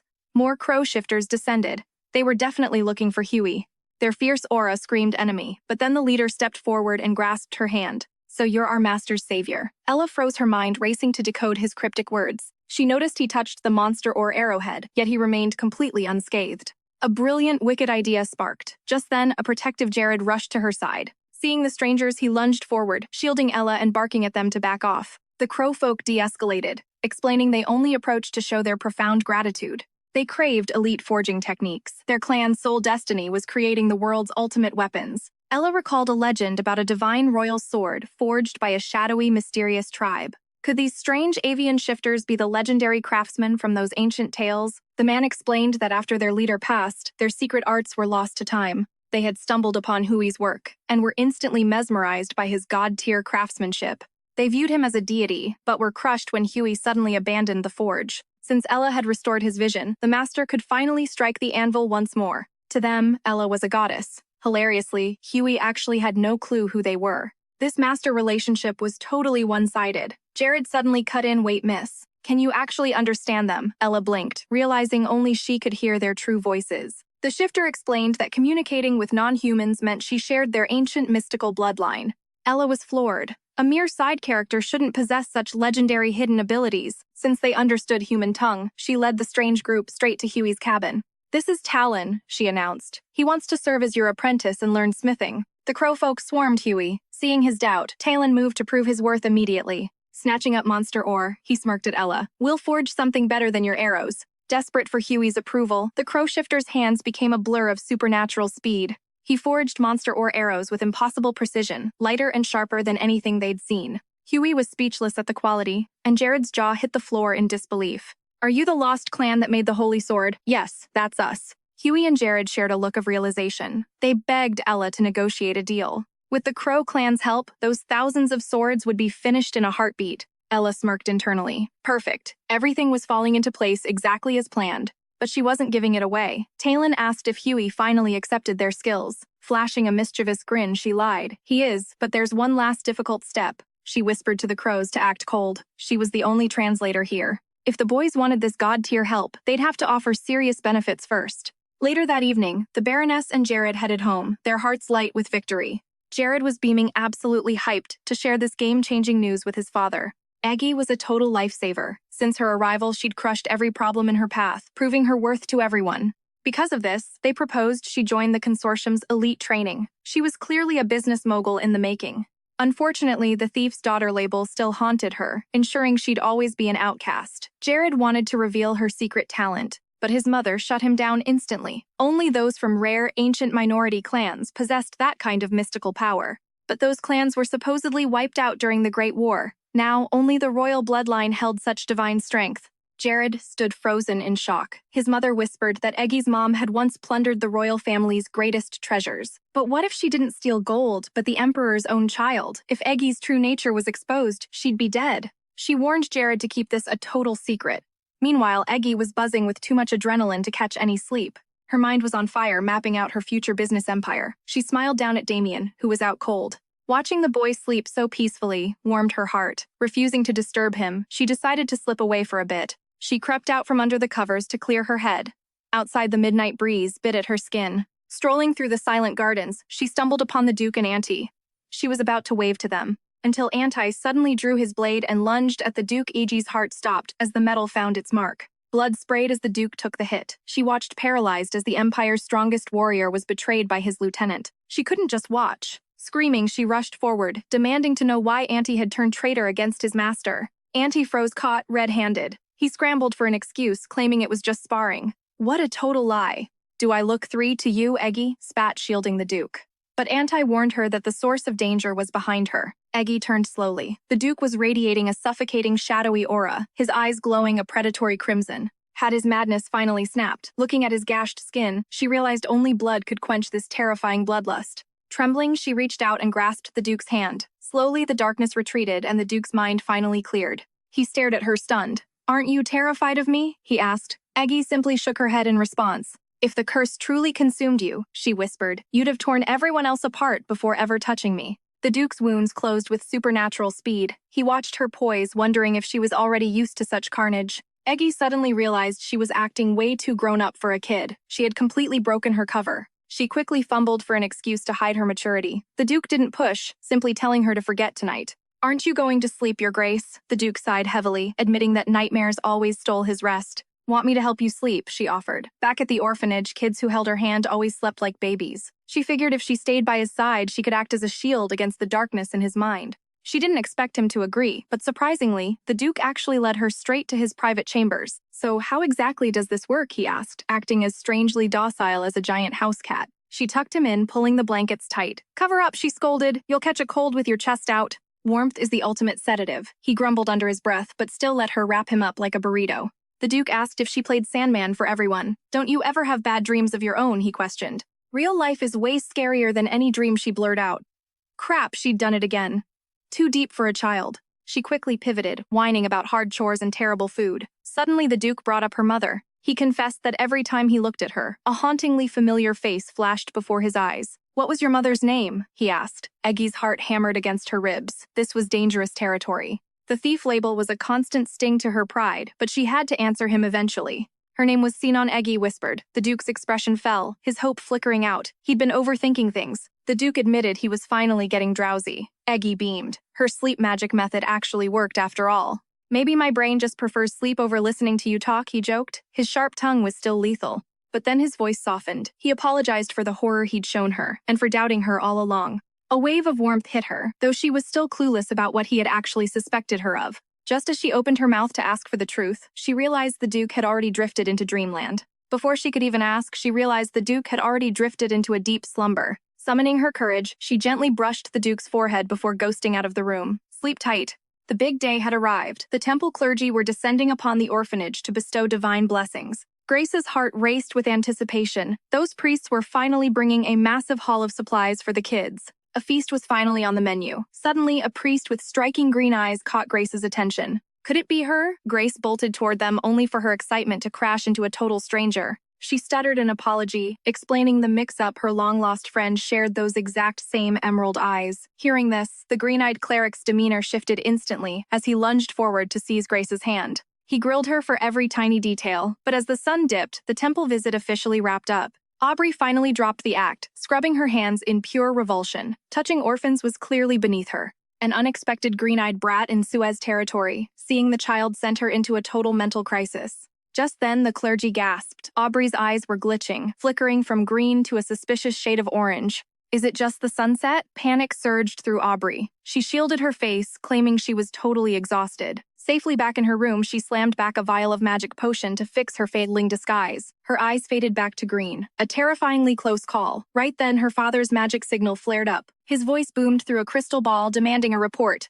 Aubrey prepared to leak her intel on the Duke. But her father dropped a bombshell. The Duke of Suez had officially found an heir. The Duke had adopted a kid. Her father went nuclear, screaming that Aubrey was a useless, incompetent fool. She should have been the Duchess by now. Her father's greed for the Suez fortune was truly bottomless. He was using his own daughter as a pawn. But despite those toxic orders from her father, Aubrey was all in. She'd been hopelessly obsessed with the Duke ever since he saved her life. To win him, she used forbidden potions to morph her face into a copy of the late Duchess. As long as she could stay by his side, she'd even marry his adopted son to secure her spot. Now she had a new target. That orphan had to go. Aubrey was ready to snatch her place. The little girl had the Duke wrapped around her finger. He was constantly pampering her with endless cuddles. She had just flexed her elite archery skills, pinning a bullseye right in front of the jaw-dropped servants. They cheered, tossing her into the air. Lady Eggy, you're a legend. Eggy was absolutely vibing. As she showed off her skills, the Duke actually ditched his paperwork just to catch a glimpse. He stepped into the garden just as a guard tucked the tiny girl under his arm like luggage. She gave the Duke a sleepy wave, admitting she was totally drained. The Duke paused, his eyes narrowing. Don't you have 3 kids? He asked. Clearly, you have no idea how to actually hold a child. The Duke snatched her up, demonstrating the ultimate dad carry. The servants were absolutely shook. She proudly brandished the bow the Baron had gifted her, boasting about how useful it was. The Duke's heart sank. Hearing her praise someone else's gift felt like a total crushing betrayal. So everyone's gifts are better than mine, he pouted. Panicking, she swore his was actually her favorite. The Duke's mood did a total 180. He beamed at her taste and marched her to the dining hall. "You're all skin and bones," he grumbled, insisting on nutrition. One massive 5-star lunch later, she was literally stuffed like a ball. To walk off the food, she dragged him to the fields. The Duke expected sword lessons, but then Damien came sprinting over, looking hyped as ever. He was dying to grab lunch with her, but she had to reject him. Damien's soul basically left his body. "Who'd you eat with the Duke?" Beside her, the Duke felt a surge of smug satisfaction. "Still seeing me as a rival. You're too weak." Damien felt totally robbed and ignored. He feared he'd been replaced, but she just gave his head a gentle pat. "Don't be like that." "Of course I'll eat with you." Suddenly, the Duke loomed over them. "Then, we'll all eat together." She was hyped. This was the perfect chance to force some much-needed bonding between these two. Damien wasn't thrilled, but he had to begrudgingly accept as dinner time finally rolled around. Damien and the Duke were practically shove-feeding Egli, eyes sparkling with anticipation. "This one's a banger, try it. This tastes fire." Unexpectedly, they hung on her every bite. But 10 plates of sugar later, she was straight up ready to bolt from the table. Regret hit too late. The Duke's obsession was obvious to everyone except her. To Egli, it made 0 sense. Why would he care? She figured he was just messing with her for kicks. Later, she spent her day learning knot weaving from the Baroness. The Baroness pushed her to make one for the Duke, but Egli felt defeated. "The last gift I gave him, he looked totally miserable. He probably hates getting stuff from me." Yet this knot wasn't just string, it was a deep symbol of her sincerity. "The Duke will definitely treasure it." Egli clutched the rope, totally conflicted. Was it really okay to give him something this ugly? Suddenly, her aunt broke the news. The Duke was heading out to inspect the territory and would be gone for several days. The Duke's face remained stone cold as he stared her down. "Try not to cause any chaos while I'm gone," he commanded. She shot back a defiant glare. "I'll be fine.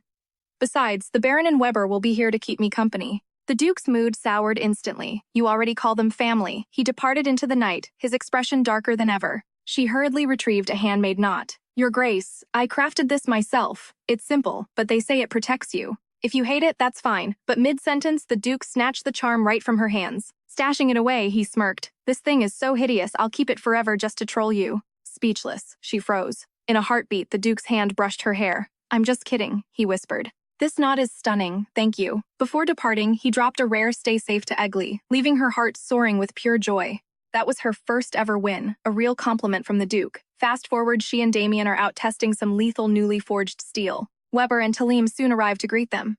Talim's gaze snapped to Damien immediately, her curiosity piqued by the young boy's aura. She questioned Egli about Damien's age. Learning he was a mere 12 years old left Talim visibly stunned. In that moment, Egli suggested a market trip, but Talim declined, citing her weaponsmithing grind. Suddenly, she closed the distance and stepped right up to Damien. Under her intense, piercing gaze, Damien felt a surge of unease. He couldn't decipher her true motives. Soon, they reached the chaotic marketplace, feasting and exploring the stalls. Suddenly, her instincts flared. Malicious eyes were tracking them from the shadows. A cold shiver ran down her spine. She tugged at Damien, desperate to retreat to the safety of their carriage. Suddenly, a sickening stench filled the air. Before she could react, a rough hand snatched her, ripping her away from Damien.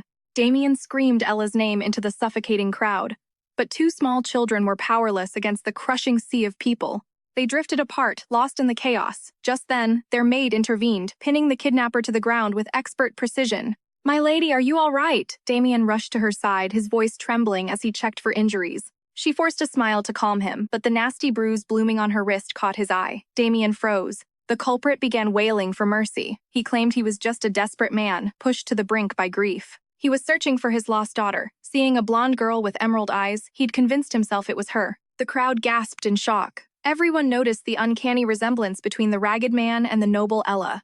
Ella's mind raced in disbelief. Was this stranger truly her father? And if so, why appear only now? A priest stepped forward, clearly recognizing the blonde man. Grace followed behind, freezing the moment she spotted Ella. Both were stunned. This cleric was Aubrey, who explained that he and Grace had been distributing charity to the homeless. The man had suddenly shouted about finding his child and bolted. Everything was happening too fast to process. Jerry remained skeptical of the whole scene. This man had zero evidence and was trying to snatch Ella away. Aubrey snapped back, defending the man's actions. He argued that a father's desperation was reason enough for his panic. "There is no proof to deny their bond," Aubrey sneered. "By what right do you stand in judgment?" Damien's gaze turned icy as he finally spoke. He stared Aubrey down, reminding him that Ella was the one suffering.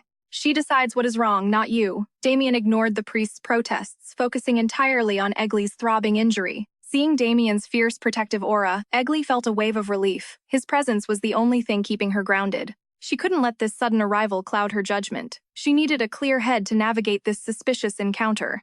The pain in her wrist intensified. She looked to Aubrey, asking him to use his holy power to mend the wound. Holy magic could heal her instantly, a simple task for a priest, yet Aubrey refused, claiming he was unable to help. I can't just toss around divine power, but this holy water will heal you. A visible wave of disappointment hit her.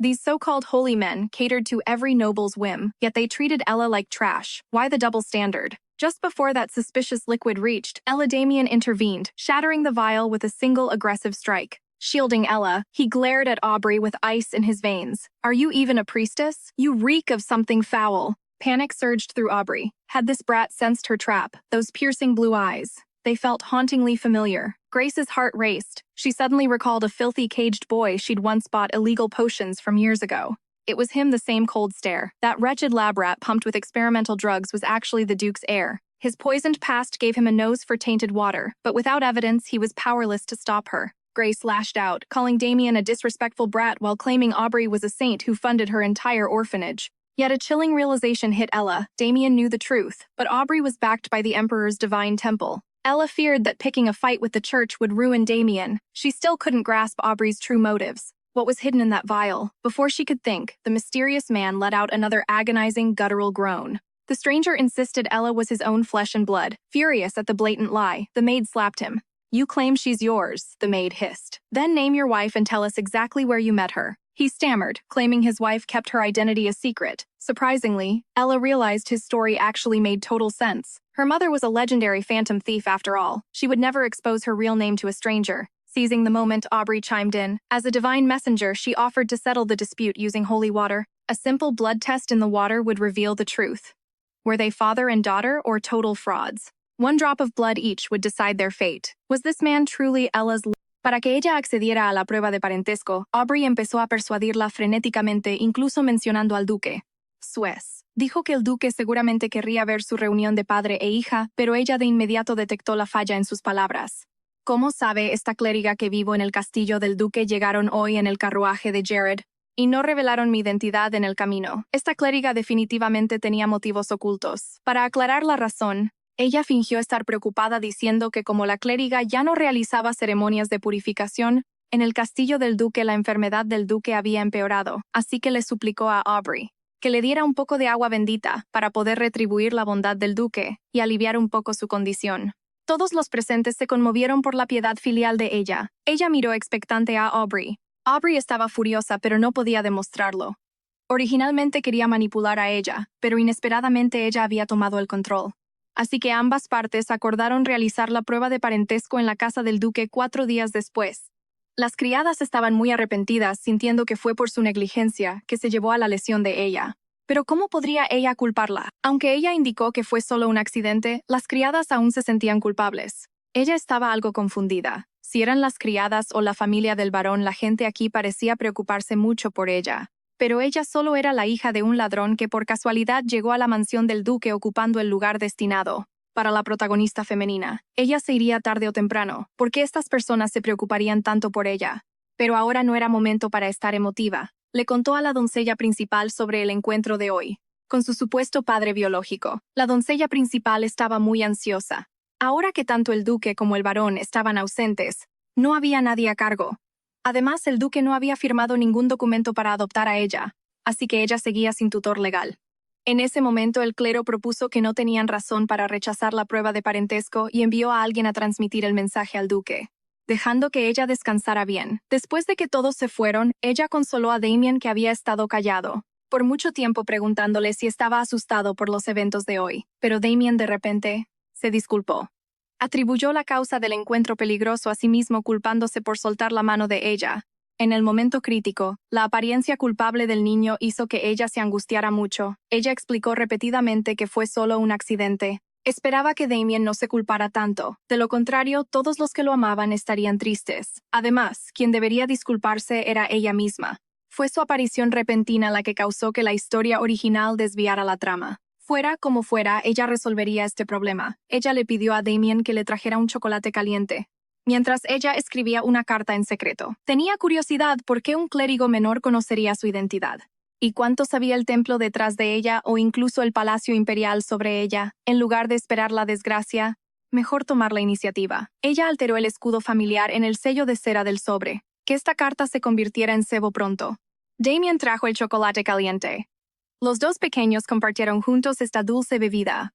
Pasaron 4 días. Mirando la magnífica mansión del duque de Suez Aubrey, no podía ocultar su emoción y codicia. Pronto, todo esto sería suyo. Mientras tanto, en la mansión del duque, una mujer con un velo cubriéndole el rostro estaba contactando al clero del templo a través de una bola mágica, diciéndoles que alguien había robado agua bendita del templo. La otra parte, al principio, encontró esto desconcertante hasta que el guardián del agua bendita recibió un informe por carta. Solo entonces descubrieron que el agua bendita había efectivamente sido robada.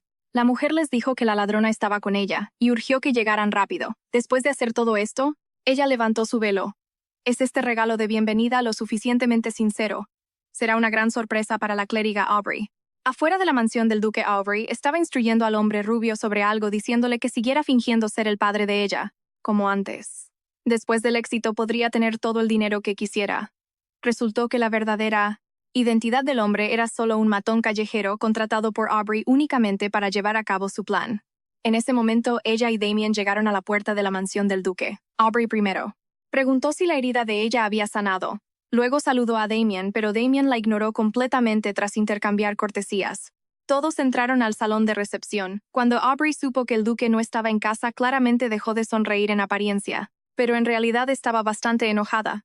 Había usado magia negra para conseguir el agua bendita real.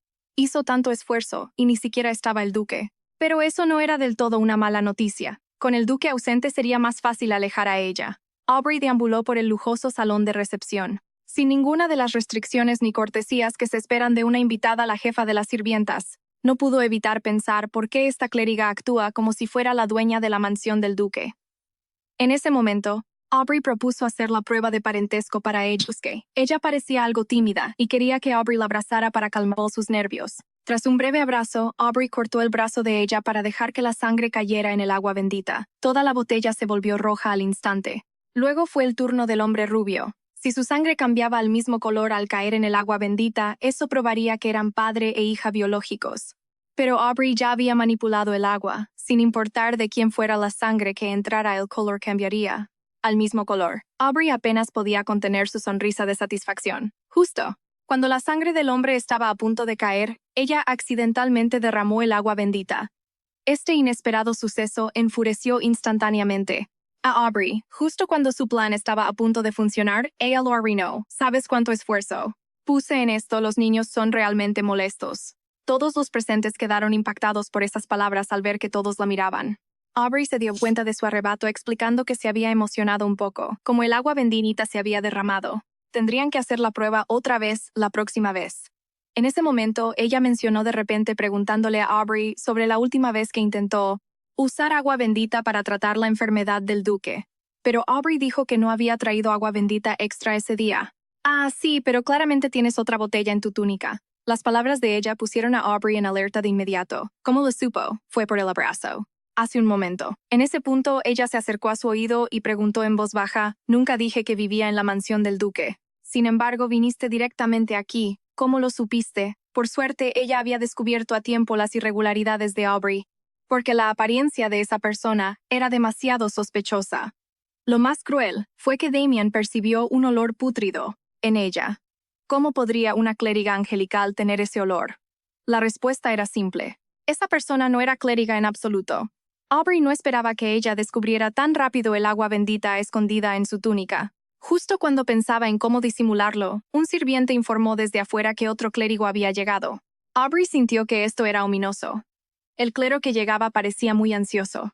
Recibimos un informe de que un clérigo robó agua bendita, así que nos apresuramos hacia allá.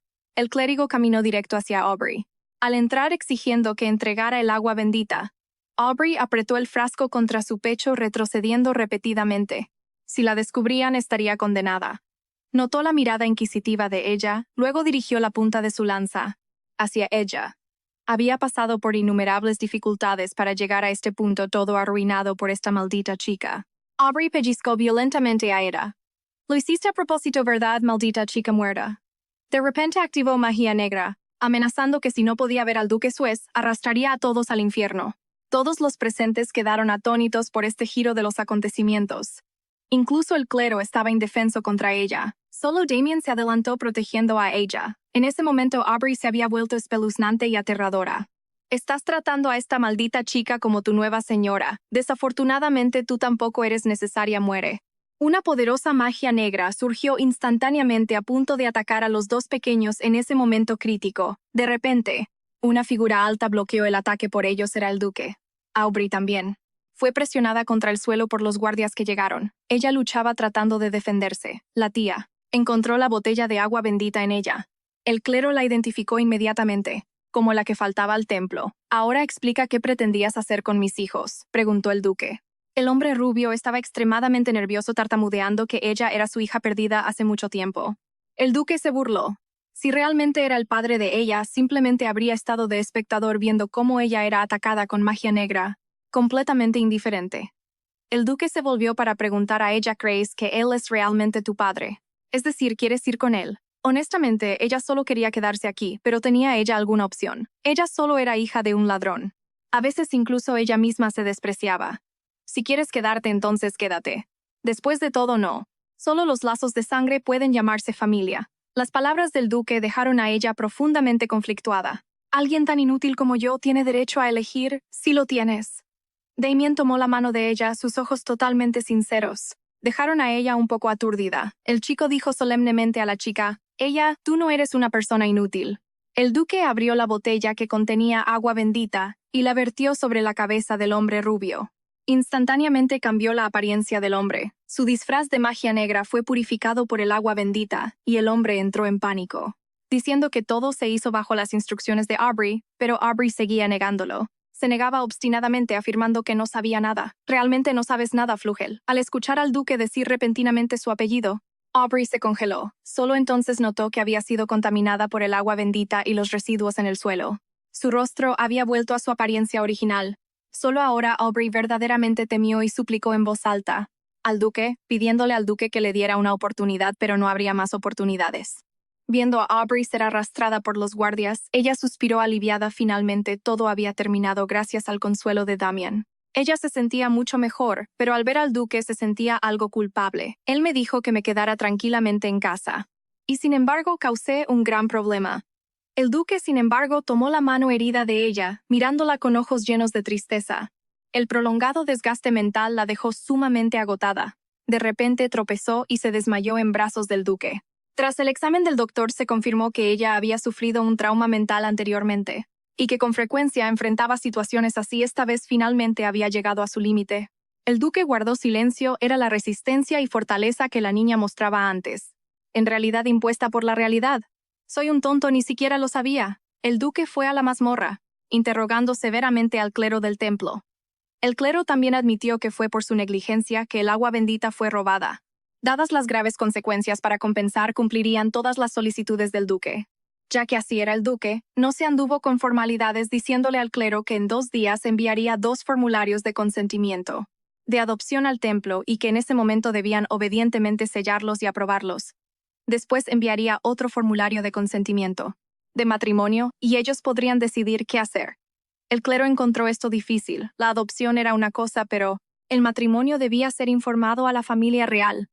Para evitar enfadar al duque, fingieron estar de acuerdo. En ese momento el duque de repente activó su magia. Varias cadenas brillantes envolvieron los cuellos del clero. Esta era una magia vinculante. Una vez violada, la muerte era inevitable. El clero finalmente se dio cuenta de que habían caído en una trampa puesta por el duque. La pradera en la noche estaba en silencio. Solo ella estaba allí sola, no estaba en la mansión del duque. Estoy soñando. De repente, un alboroto vino de lejos. «Atrapadla, no la dejen escapar». En ese momento ella vio una figura enorme. Huyendo a lo lejos era un monstruo. De repente esa figura la notó, se detuvo abruptamente y la miró directamente. Ella inmediatamente se tensó, al mismo tiempo sintió algo extraño. Aunque era un sueño, ¿por qué se sentía tan real? En ese momento el cuerpo de ella emitió una luz dorada. ¿Qué le estaba pasando al despertar? Esa sensación permaneció increíblemente real. Damien, al ver que ella despertó, voló inmediatamente para abrazarla. El desmayo repentino de ella lo había asustado. mucho. Al ver la expresión preocupada de Damian, ella tomó su mano para tranquilizarlo, diciéndole que estaba bien, un poco de sueño ayudó mucho. Pero todo lo que había pasado aún hacía que Damian tuviera miedo, temía no haber protegido bien a ella. Temía que después del desmayo nunca despertara su expresión tan vulnerable, llenó a ella de un cariño infinito. Por favor, no me dejes sola en el futuro. ¿Cómo podría alguien negarse a un cachorrito tan obediente? No te preocupes, nunca más volveré a salir lastimada, siempre estaré a tu lado. En ese momento el duque también vino a visitar a ella para preguntar por su estado. Al ver el tono tan amable del duque, ella se sentía algo desconcertada. Ya descubriste la verdadera identidad de ese clérigo. No solo sabía que ella se acercaba a mí deliberadamente, luego pedir una porción extra de agua bendita también. Era parte de tu plan, ¿verdad? Ella no esperaba que el duque lo descubriera tan rápido desde la partida de Lady Julia. Solo el agua bendita podía purificar la manía del duque, así que ella quería hacer algo por el duque, pero ahora parecía haber sido demasiado ingenua. Lo siento, no causaré más problemas.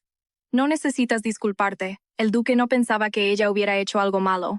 Más bien, él no debería haber dejado que ella viera su episodio maníaco, causándole preocupación. Puedo quedarme aquí todavía. Al ver la carita tan triste de ella, el duque le acarició el cabello. No dijiste antes que querías ser mi hija. ¿A dónde piensas huir ahora, aunque el hombre no era bueno? Expresándose sus palabras, hicieron que ella sintiera un calor increíble, una calidez que surgió en el corazón de ella. Qué maravilloso, finalmente ella y Damian podrían vivir como niños despreocupados y sin preocupaciones. En el gran salón del palacio, el emperador escuchaba sin interés las discusiones de sus ministros. Estos días pacíficos lo hacían sentirse aburrido y apático. Extrañaba la sensación de empuñar una espada para matar personalmente. Habían pasado 15 años. Desde que terminó la guerra, aunque había ascendido al trono, no había podido poseer a la mujer que más deseaba. Incluso ahora lo encontraba increíblemente lamentable. Pongamos fin a la reunión de hoy en este momento. De repente, un ministro tenía algo que informar. El conde Flugel solicitaba audiencia con su majestad. Ese era el padre de Aubrey. El emperador explotó de ira al ver al hombre. Ese tonto realmente había instruido a su hija para engañar al duque Suez bajo la bandera del templo. El conde Flugel también era confidente del emperador. Si este asunto se descubría, todos pensarían que fue el emperador quien lo instruyó. El emperador estaba pensando cómo distanciarse cuando la emperatriz llegó de repente al salón. Su majestad, ¿por qué está tan enojado? ¿Qué pasó? Esto no es algo que deba preocuparte. A la emperatriz no le importaba en lo absoluto la frialdad del emperador. Caminó a su lado y tomó su brazo para calmar sus emociones. No dijo el conde Flugel que se había encontrado al hijo del duque Craig. Al mencionar a la familia Craig, la emperatriz mostró una expresión de dolor extremo, como si realmente lamentara la muerte accidental del duque y la duquesa. El emperador quedó totalmente sin palabras. Esta mujer era demasiado buena actuando si no fuera porque todos conocían la verdad sobre la muerte del duque. ¿Podría realmente creer que la emperatriz estaba genuinamente angustiada por la familia del duque? ¿Debería la familia real ayudar a ese niño a continuar la línea familiar? Al escuchar esto, el emperador se puso ansioso. ¿Quieres que ese niño herede todo el consorcio? Pero la idea de la emperatriz era seleccionar un cónyuge para ese niño. Mientras se casara con alguien arreglado por el emperador, aunque heredara el consorcio, no estaría todo aún en manos del emperador. Al oír esto, el emperador sonrió ampliamente. Como era de esperarse de la emperatriz, que considerado el elogio del emperador. Alegró a la mujer, aún sabiendo que el emperador y ella solo estaban fingiendo. Ella aún quería mantenerlo firmemente en su poder. Temprano en la mañana, ella despertó en la cama, pero la sirvienta desconocida a su lado la hizo detenerse. La nueva sirvienta explicó que la anterior de repente tuvo que atender asuntos y temporalmente servirían a ella. Al mirar la cama vacía a su lado, ella de repente se sintió triste. Acostumbrada a que todos estuvieran juntos, de repente estar sola se sentía extraño. Ella buscó una excusa para ir al baño, pero en realidad se escabulló al calabozo. Tan pronto entró, ella olió un hedor penetrante. Vio a Aubrey tirada en el suelo, cubierta de heridas ya al borde de la muerte, después de ser atacada con magia negra. Al ver a ella venir, levantó la cabeza con esfuerzo. «Pequeña belleza, has venido a verme». Ella fue directo al grano preguntando quién sabía de la existencia de Damián y cuánto sabía esa persona. Aubrey se rió. «No quieres saber quién soy. No es necesario, ya sé que eres de la familia Flugel». Resultó que en la novela original, Aubrey era un personaje que aparecía junto a Isabel, haciendo muchas maldades para casarse con el duque Suez a toda costa. Estaba involucrado el emperador en esto. Al ver que su tiempo era limitado, Aubrey confesó todo. Resultó que el emperador no sabía nada de esto, todo fue orquestado por su padre. Sacrifiqué toda mi vida para entrar a la mansión del duque, así que estoy feliz de acabar mi vida aquí de repente.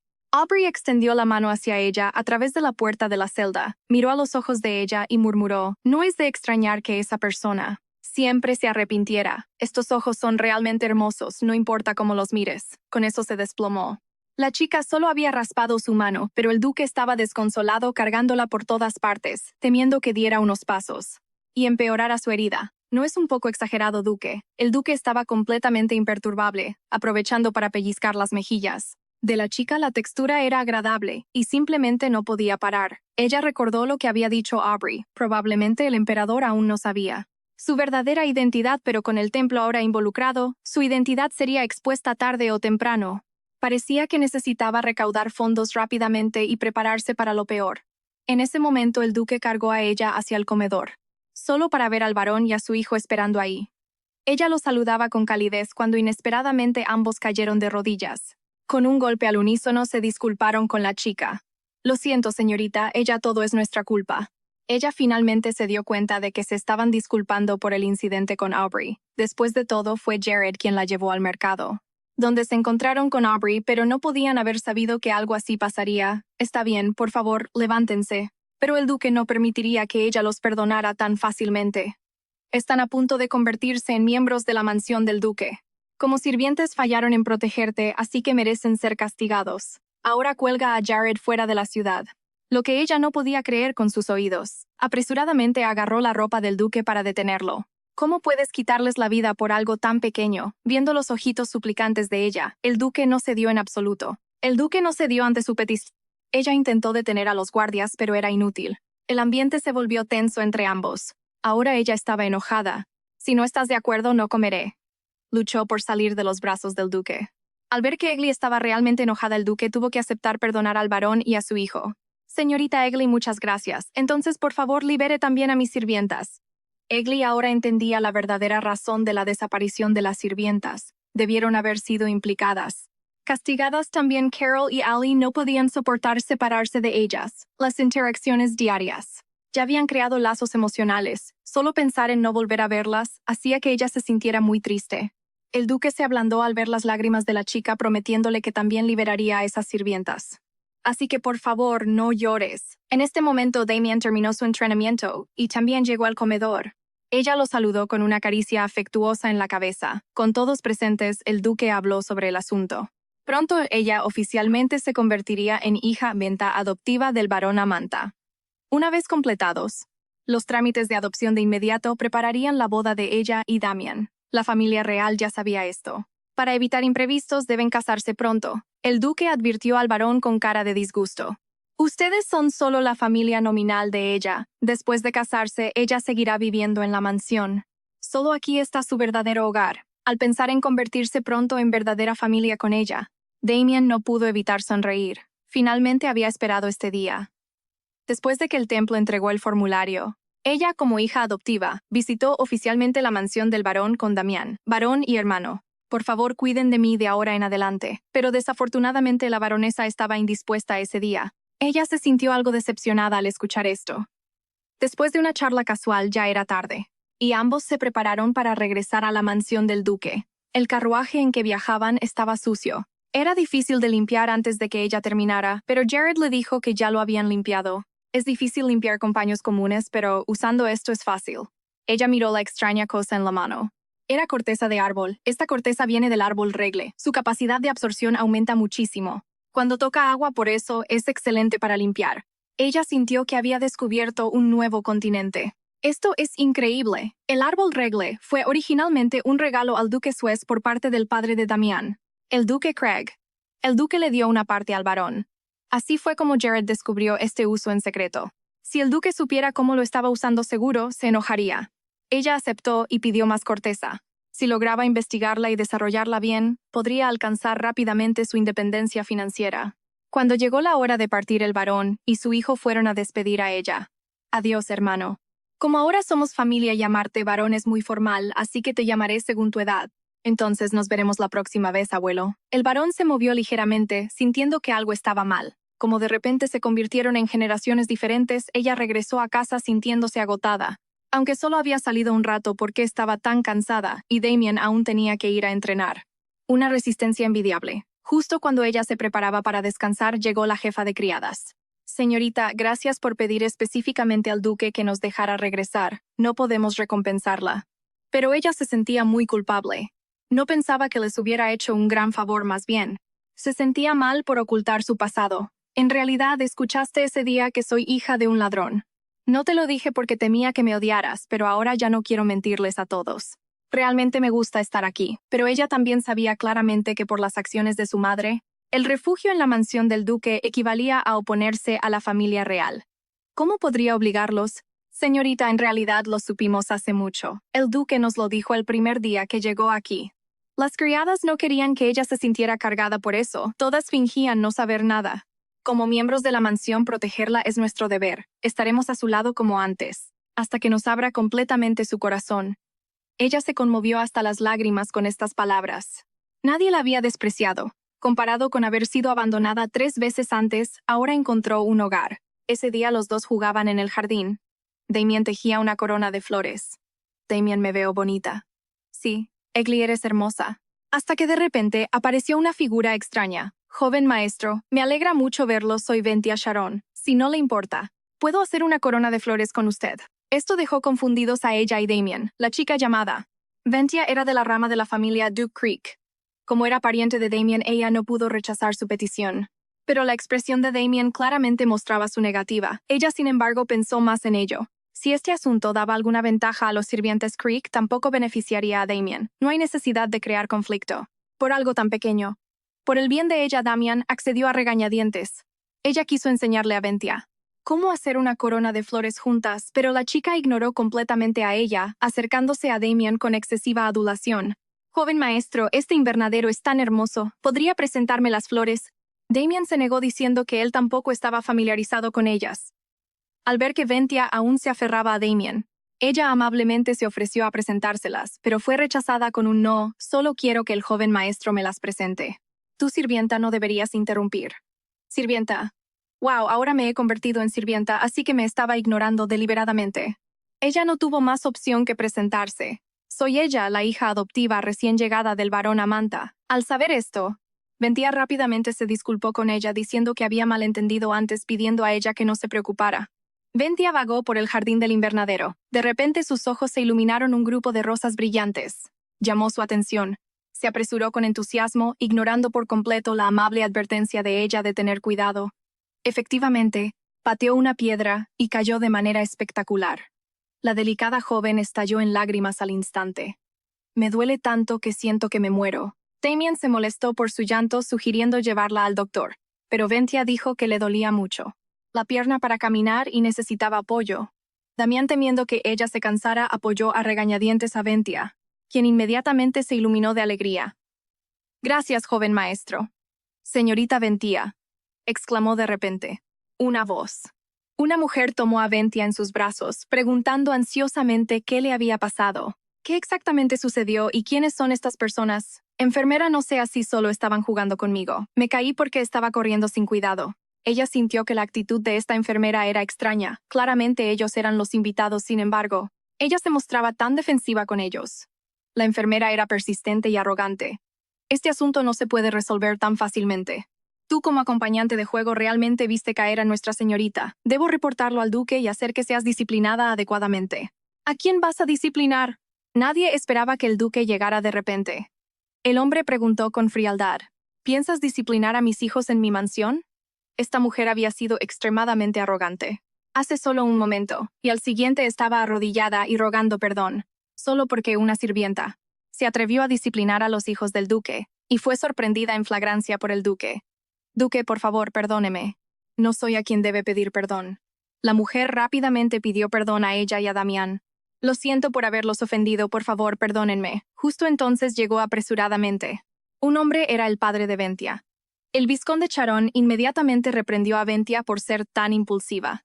Por haberse caído en el jardín del duque. Ventia explicó con lástima: pensé que las rosas rojas le gustarían al duque.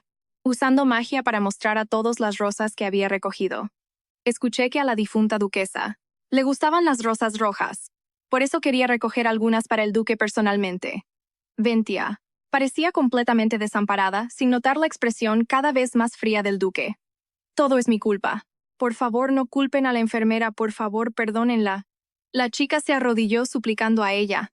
Su apariencia lamentable despertó la simpatía de todos. Ella observaba fríamente la actuación de Ventia burlándose. Internamente, haciéndonos parecer los villanos, forzándolos a su muerte. Si seguimos siendo implacables ahora, este incidente seguramente se convertirá en un pretexto para que otros ataquen. Damien, no podemos dejar que tengan éxito. Ella se acercó al lado de Ventia y la consoló suavemente. Por favor, no llores, yo debería ser quien se disculpe. Realmente siento no haber podido recoger las rosas para ti. Las palabras de ella dejaron atónita a Ventia. Esto no era exactamente lo que esperaba. Que me confundieras con una acompañante de juego antes no me molesta en lo absoluto. Después de todo, no conocías la situación y malinterpretaste, lo cual es normal. Es mi culpa por no haberlo considerado bien. Las palabras de ella fueron increíblemente sinceras, su tono genuino dejando a Ventia algo incapaz de sobrellevarlo. La próxima vez, ella sostuvo la mano de Ventia. Vamos a recoger rosas de lugares más altos. Con tu hábil magia deberías poder recogerlas fácilmente. Seguro que te caíste hoy porque estabas demasiado emocionada. Y olvidaste usar la magia, ¿verdad? No te preocupes, yo me encargaré bien de ti. Ventia no esperaba que ella viera a través de su caída. Deliberada, solo pudo decir algunas frases incómodas de cortesía. La enfermera, al ver que ella no era fácil de tratar rápidamente, usó el tratamiento como excusa para llevársela. En la habitación, el vizconde de Sharon estaba furioso. Estaba muy insatisfecho con el desempeño de Ventia hoy. Actuó tan mal que cualquiera podía notar que había caído deliberadamente. La enfermera intentó calmar al vizconde solo para recibir una bofetada y que le dijera «Aléjate de mí». Ventia sollozó silenciosamente. Ser insultada hoy por esa huérfana despreciable y regañada por su padre era demasiado. Nunca había sufrido tales agravios. El vizconde suspiró sin poder hacer nada, diciéndole a Ventia que su familia, como una rama de la familia de los duques de Craig, siempre había vivido a la sombra del duque. Finalmente, pensando que podrían ascender cuando el duque murió inesperadamente, toda la propiedad fue confiscada por el duque de Suez. Sufrir algunos agravios ahora no era nada porque esta era una excelente oportunidad. Una huérfana despreciable ha robado tu puesto, así que debes recuperarlo. Esta también es la tarea que el emperador te ha dado. Si tienes éxito, nuestra familia alcanzará una gloria sin igual. Ventia se sumergió en la hermosa visión que su padre pintaba. Eso es correcto. Eso debería haber sido mío. Debo recuperar el puesto que me pertenece. Este par de padre e hija tenían sueños ridículos, uno fantaseando a diario con convertirse en la futura duquesa, el otro planeando apoderarse de la propiedad del consorcio. Para esto, el vizconde de Sharon incluso invitó al funcionario más alto. Se trataba del señor Hooper, el mentor del difunto duque de Craig, intentando mediante negociaciones convencer al duque de Suez. Quería que permitiera que Damien regresara a la mansión del duque de Craig, queriendo controlar a este joven heredero. Mientras tanto, Ventia siguió el plan de su padre para acercarse a Damián. «Qué coincidencia verte aquí, joven maestro». Pero Damien no reaccionó y pasó de largo. Ventia no esperaba ser ignorada de esa manera. Así, directamente extendió la mano y lo agarró. «Joven maestro, ¿por qué no me reconociste hace un momento?» Eso fue bastante grosero. «Lo siento, ¿quién eres?» El tono frío de Damián hizo que Ventia se sintiera bastante avergonzada. «Soy Ventia, nos conocimos en el invernadero la semana pasada». Damien recordó que sí parecía haber tal persona. «Joven maestro, vine especialmente a disculparme. También quiero acercarme a ti». Tomó la mano de Damien mientras hablaba, pero fue alejada bruscamente por Damián. «No me toques así sin cuidado». Justo entonces la jefa de las sirvientas entregó una nota. Resultó que ella había salido por un asunto, recordándole a Damien que entrenara bien y que volvería pronto. Damián la leyó y sonrió, ignorando conscientemente la obstrucción de Ventia, y regresando directamente al campo de entrenamiento. Aunque ya había entrenado mediodía, mientras fuera lo que ella quería que hiciera, definitivamente lo completaría. Esto era una tortura para los asistentes que entrenaban con él, pues estaban realmente exhaustos. Nadie notó a Ventia cerca. La sensación de ser ignorada la enfureció hasta el punto de la locura. «Todo es por culpa de esa asistente, nunca la dejaré ir». Ella había venido hoy para preguntarle a Talon sobre el desarrollo de armas, pero él seguía siendo misteriosamente reservado. Sobre la investigación de la corteza del árbol, Rachel también estaba completa. ¿Cómo podría promover la corteza sin parecer deliberada? Mientras ella planeaba su plan de negocios, un ruido repentino vino del bosque. Entonces ella fue atacada y cayó al suelo. Su tobillo resultó herido. Ventia apareció de repente usando magia. Usó su poder para levantar una gran roca y lanzarla hacia ella. «Todo es por tu culpa». Si no fuera por ti, sería la nuera de la mansión del duque de Suez. Afortunadamente, ella esquivó a tiempo moviéndose de lado. Ella miró fríamente a Ventia preguntando de qué estaba delirando, pero Ventia no quiso escuchar en absoluto. Solo quería que ella muriera. Usó magia para verter agua del lago rojo sobre su propia cabeza. Quería crear la falsa impresión de que había caído al agua. Le diré a mi padre que me empujaste al lago por celos. Y luego diré que te ahogaste accidentalmente. Ventia estaba satisfecha con su brillante plan mientras la otra ponía los ojos en blanco. Ante su estupidez le dijo, «¿No te duelen los ojos, Ventia?» Aún no había reaccionado cuando sintió un dolor agudo. Aulló y maldijo: «Maldita seas, niña malvada. ¿Qué hiciste?» Ella estaba totalmente sin palabras ante la situación. «¿Cómo es culpa mía? Esta agua lastima tus ojos al contacto, no te lo buscaste». Ventia estaba furiosa hasta el punto de la locura, maldiciendo a ella como una huérfana baja que había robado su vida. Ser huérfana es algo tan bajo. No fue lo que dijo mi padre. Cosas bajas como tú son las que manchan el imperio. Deberían morir todas. With Ella's call, a swarm of crows blanketed the forest sky. This eerie omen sent chills straight through Ventia's soul. Ella loomed over her with a chilling gaze. "You shouldn't have poked the bear," she whispered as wings blocked the sun.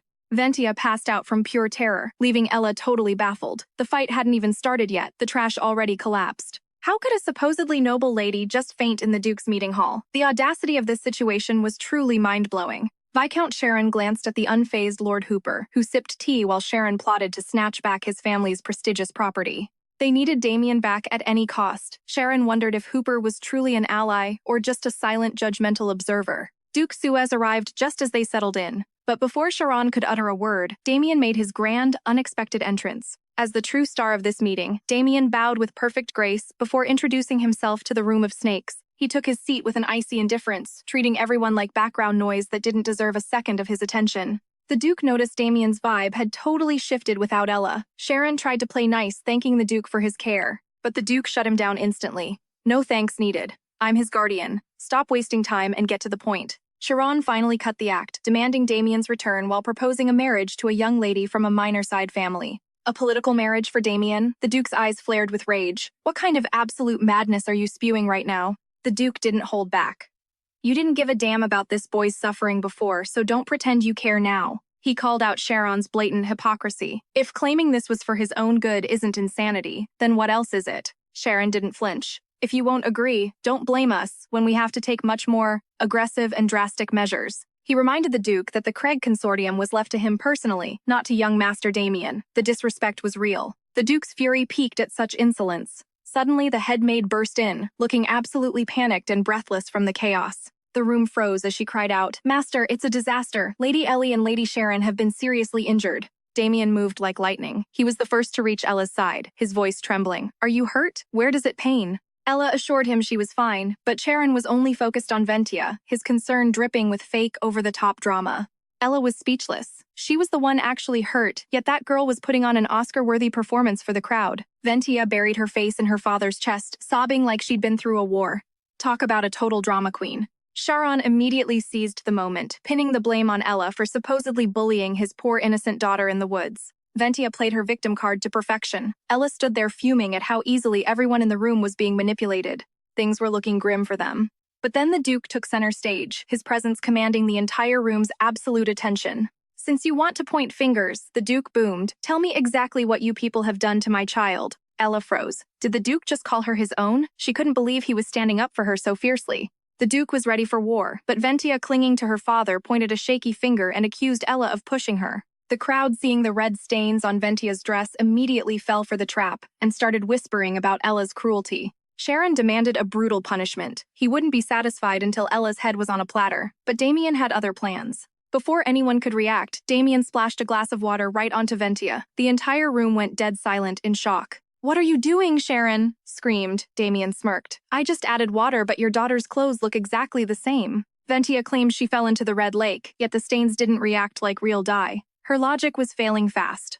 Sharon scrambled for excuses, claiming the clothes had dried over time, but Ella wasn't about to let them escape so easily. If she really fell in, Ella noted, "Why are the stains only on the top half? That's not how water works." The murmurs shifted instantly. Everyone realized the innocent victim was just a bold-faced liar. The tables had finally turned.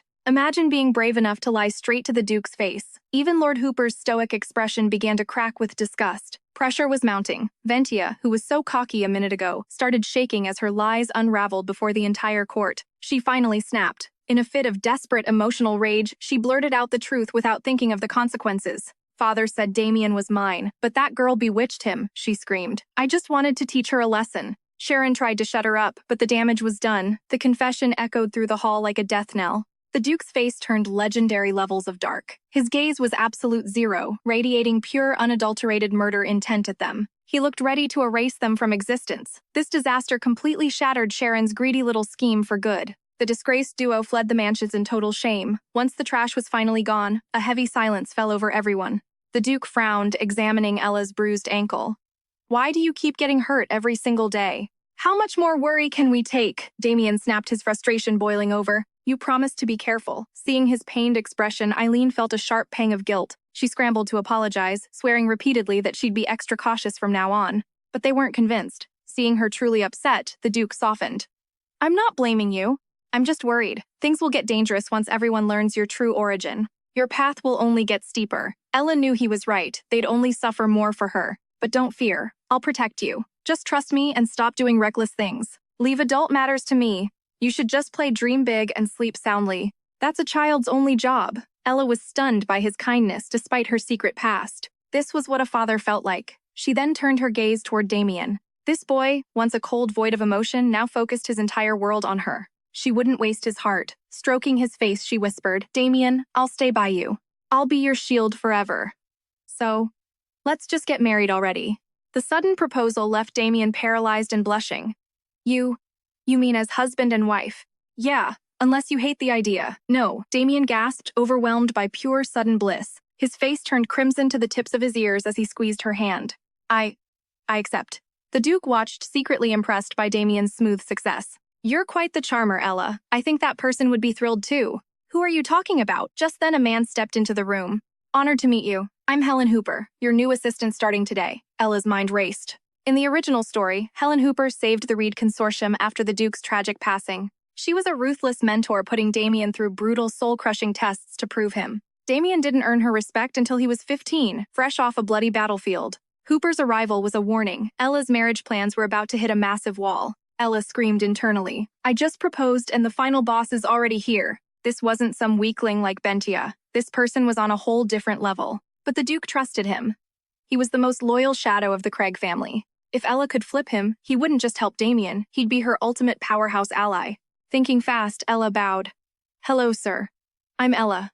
Please guide me well. The next day, Ella found the classroom transformed into a literal candy and toy kingdom. Confused by Hooper's intent, she cautiously reached for a small basket of sweets. Good afternoon, Miss Eggy. Sorry for the wait. Hooper's tone was sharp and formal. Eggy studied him, her heart thumping. What was this man's real angle? Before we start, could I have a candy? This bizarre request caught her off guard. She reached for a treat but paused. Was this a trap or a test? She couldn't relax. Moving from orphan to duchess meant every move was being judged. He likely feared she'd become an arrogant brat, surrounded by all this luxury. Skipping the flashy sweets, she chose a humble pudding. Here, this suits you better. It's soft and sweet. Hooper nodded politely. At my age, my teeth aren't the best. Thank you for the kindness, Miss Ella. It's nothing. I actually love these too. Showing her childish side was a calculated move to make him lower his guard. Hooper smiled and thanked her. They sat in a strange, peaceful silence, eating together. This lesson was clearly a cover story. Hooper had a much deeper agenda. His real mission, convincing Ella to forgive the powerful and influential Sarum family. Every generation boasted psychic gifts, ensuring the consortium's massive wealth flowed without a single hitch. If the Sarum family faced execution, the consortium's core operations would crumble without their vital supernatural support. Ella realized Hopper was right. He couldn't beg the Duke for grace, so he turned to her for mercy. Only the Duke could grant pardon. As Ella weighed her response, her lingering silence sent a chill through Hopper. It reeked of disapproval. She was hesitating, and Hopper, recalling her sharp wit, felt his confidence in her waver. This girl was usually so decisive. To hesitate over such a small favor. Maybe I completely misread her character. Hopper produced a document, sliding it toward her. If you'll show mercy, please sign this. I'm begging you. Without another word, Ella scratched her name onto the parchment. Hopper let out a heavy sigh of defeat. She is still just a child. Goal achieved. Hopper turned to leave, but Ella's voice stopped him, full of hope. She eagerly asked when their next lesson would be. Seeing her pure, innocent expression, Hopper felt a pang of guilt. She was brilliant and charming, yet he had played her. The secret test was over, and the Duke awaited. The Duke was stunned. Ella wasn't the type to act impulsively, yet she had signed that trap without hesitation. Now fulfill your promise. This whole drama was actually a high-stakes bet between the Duke and Hopper. If she signed the fake document, the Duke would spare the Sharon family. At that moment, the Duke was certain. He bet she would never be that reckless. Hopper smirked, thinking he had finally outplayed the legendary Duke. But as the Duke glanced at the signature, he burst into laughter. Ella hadn't let him down after all. Hopper, it looks like she played you. Impossible. Hopper snatched the paper, staring at Ella's handwriting in disbelief. Look closer, the Duke added. By imperial law, official signatures must include the name of the head of family. She only needed to sign Diamanta, but by adding Craig, Hopper had unknowingly validated a massive power shift. He had effectively acknowledged her as Damien's wife, and Damien as the heir to the Craig dynasty. Realization hit hard. Hopper realized he hadn't just lost, he'd been totally schooled. I warned you never to underestimate her, the Duke chuckled. Ella flashed a knowing smirk. Hello, sir. I didn't expect our paths to cross again quite so quickly. Hopper shifted uncomfortably. She knew he would return. Did you realize I was testing you back then? He asked. Yes, I knew. Hopper froze. He never imagined a child could possess such terrifyingly sharp, calculated foresight. She had predicted his every move. Humbled, Hopper accepted defeat. Someone this brilliant deserved his absolute, unwavering loyalty. He bowed deeply. From today, Hopper serves only you, Ella beamed, having secured a legendary ally for her cause. With Hopper on their side, the path for Ella and Damien just got way smoother. I'll need your guidance. Hopper went all in as her tutor, covering advanced subjects. Initially, Ella assumed she would just be learning basic etiquette. Instead, Hopper dove into heavy topics, high-level economics, and the brutal relationship between social classes and hierarchy. While studying wealth inequality, Ella noticed the Craig Consortium employed an unusually high number of women. Most were mothers. To ease their burdens, the consortium had implemented a revolutionary support system for working parents. She respected the leader's vision. In a world where women were sidelined, the consortium remained surprisingly progressive. Hesitating, Ella mentioned an old acquaintance, a new mother who was struggling desperately after giving birth. The woman was drowning in laundry. For commoners, disposable diapers were an unreachable, high-end luxury. She had to hand-wash old rags daily, a soul-crushing cycle of exhaustion that never seemed to end. Their employees likely faced the same struggle. Seeing Hopper deep in thought, Ella seized her moment to pitch. She told him about the regal tree from the Baron's estate. Its bark possessed incredible high-tech levels of absorption. Yet the surface stayed bone-dry. It was perfect for hygiene products. Hopper's eyes lit up with pure entrepreneurial fire. He rushed to Jared, and together they developed prototypes. They dubbed their new creation the Dry Baby line. After small-scale testing within the consortium, they realized these weren't just for infants. The potential was massive. They offered ultimate comfort for women during their cycles and provided dignity for the elderly. A total game-changer. The reviews were glowing. Once launched, they dominated the market and gained instant widespread fame. Hopper shared the win with Ella, praising her genius. But she wasn't done yet. She immediately pitched a new strategy. Sell them at a heavy discount to their own staff and provide a monthly supply to the working mothers. Every woman of childbearing age would get Dry Baby essentials. For Ella, this wasn't just business, it was personal. In this world, the social norms were prehistoric, basically trapping most women as housewives. Any lady brave enough to defy those judgmental glares and start a career, they were absolute icons. AG's mission was simple: secure their most fundamental rights. Hopper was totally on board. This strategy would make the consortium the ultimate workplace.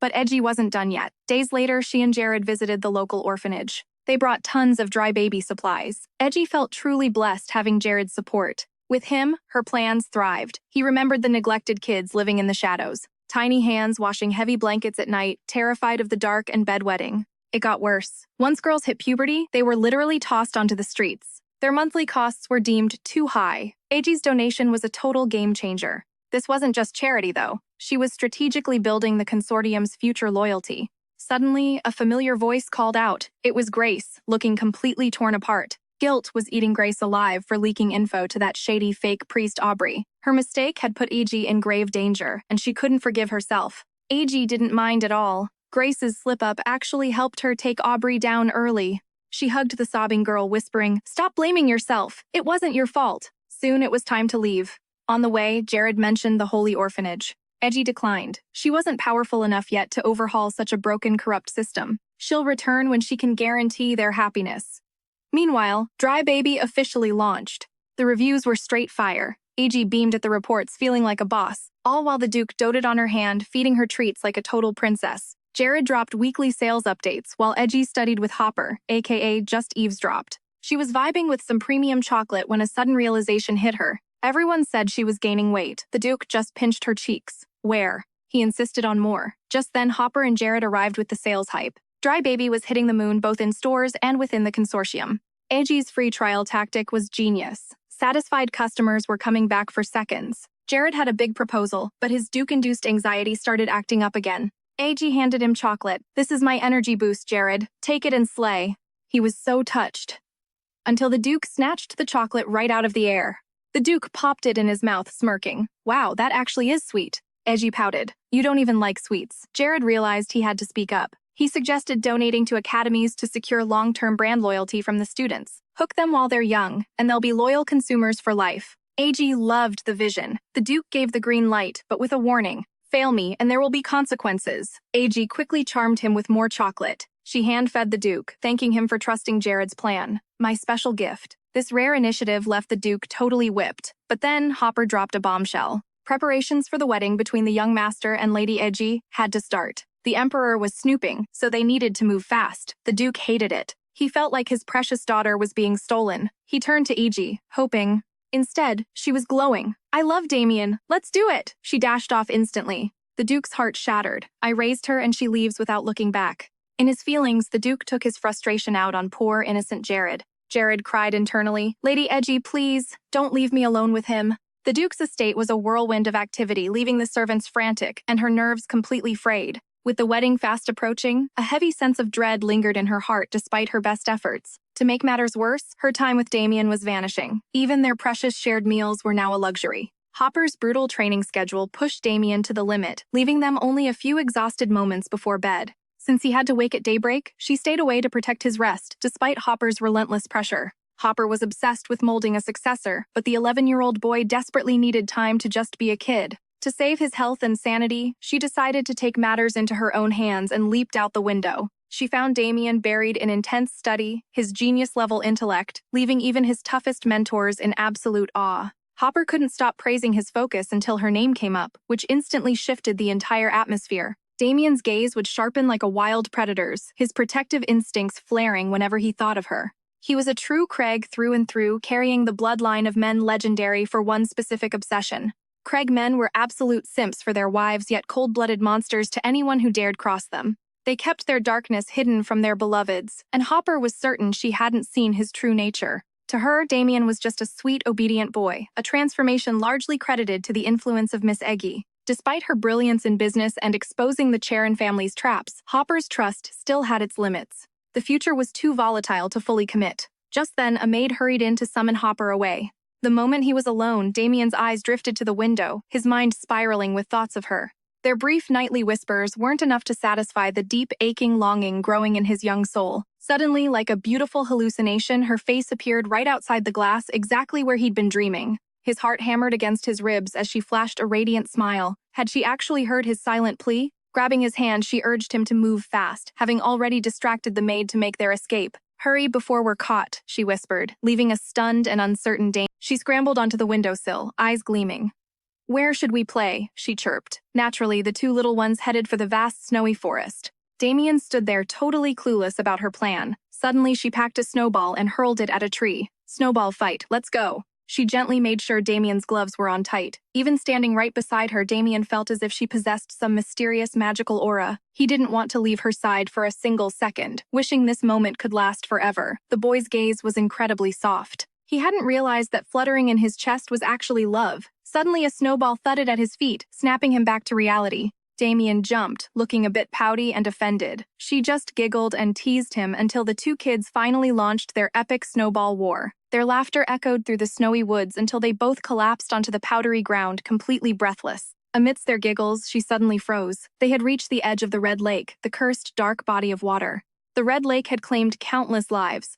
Yet she wondered why the trees surrounding such toxic, cursed waters were still so vibrant and sturdy. They looked healthier than trees anywhere else. She voiced her confusion to Damien. He agreed the rumors were sketchy. She began scrolling through her memories, trying to recall every detail about the Red Lake. In the original novel, Isabel discovered a crimson gem. It wasn't just jewelry, though. It was a legendary red divine stone. As long as it was infused with mana, its power was limitless. The Duke's mansion actually held divine stones that rivaled the temple's own relics. Back then, the Duke suspected Isabel was just a spy sent by the church. But after that incident, he finally opened up to her. However, in this timeline, every known divine stone site was guarded by the temple. So where did Isabel find hers? Instinctively, she drifted closer to the Red Lake's edge. It had to be here. The treasure might be hiding right under the surface. Suddenly, Damien grabbed her hand. "You promised not to be reckless. Were you seriously going to jump into the Red Lake?" Put on the spot, she struggled for an excuse. Not wanting to stress him out, she ditched her investigation for now. Hand in hand, they headed back. During the walk, she started asking about how his lessons were going. Despite the heavy workload, he found it fascinating. According to his textbook, ancient humans used magic to grow plants by infusing them with mana. That specific detail sparked a sudden realization in her. It clicked. She finally understood why those trees by the Red Lake were so unusually strong. She thanked Damien enthusiastically, then took a deep breath and shouted toward the sky. "Talon!" A crowman began circling above. Damien's jaw dropped, seeing a bird shift into human form for the first time. With zero time to explain, she urgently ordered Talon to extract the sap from one of the massive trees. Talon shifted back into a crow and began pecking violently at the trunk. Suddenly, something tumbled out. She rushed over to check. Just as she suspected, it was a glowing red gemstone. Talon recognized it instantly. He swore on his 500 years of life as a bird that this was definitely a divine stone. She was absolutely hyped she was going to be rich. But wait, these two had skipped class just to go play. On the way back, their teacher caught them red-handed. "So did you two have a nice little field trip?" Blushing, she apologized to Hopper, but this detour had yielded a legendary prize. She pulled out the red divine stone. "Look what we found!" Hopper was absolutely floored by the discovery. She flashed him a playful, smug grin. "Wasn't this worth skipping for?" Hopper inspected the gem, sensing the strange energy surrounding the Red Lake was definitely linked to this stone and the souls lost within those dark waters. They likely didn't drown. They probably lost control of their mana. Humans naturally possess an internal mana flow. Forcing excess mana into the body leads to severe illness or even instant death. This discovery could finally clear the Suez territory's name and debunk those nasty cursed land rumors. Hopper admitted her instincts were leagues ahead of any other student. But he had questions. "Where did you find this? And how did you even know what it was?" Feeling a bit guilty, she quickly claimed Talon tipped her off while they were playing. Hopper nodded, buying it. It made sense since the Crow people were experts on divine stones.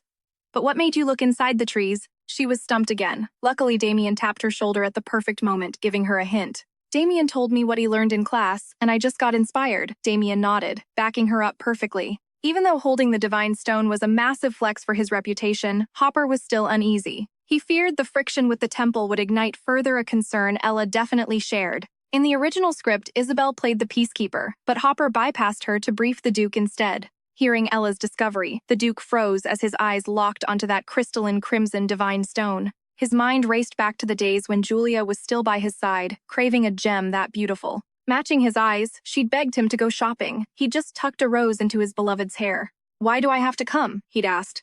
"Because you need a green stone to match my eyes." But despite searching every corner of the world, that specific, perfect color simply didn't exist anymore. Just like her, the Duke ordered the lake stones excavated first, flooding the eastern market with them. By hiding their divine status, they aimed to bankrupt the temple by crushing their primary income source. The temple was still stalling on Damien's marriage license, and this was the ultimate power move. It was time to squeeze them, but they needed a proxy. Ella's name had to stay completely hidden. They had to play it smart against the temple. Hopper suggested a front, and the Duke instantly agreed. Jared, Ella's nominal brother, would be the face. After so much hype, the big day finally arrived. It was finally time for Ella and Damien's wedding. By then, divine stones had become totally common items. Fearing they'd lose the entire market to the Duke, the temple set one final desperate condition. They demanded the Suez family's divine stones in exchange for approving Damien and Ella's marriage consent. On the wedding morning, maids woke Ella at dawn to weave fresh roses into her silky hair. Dressed in a gown of pure white, Ella felt a bit shook seeing herself all dolled up. The maids were absolutely floored by her beauty. "You're the most stunning, adorable bride in the world."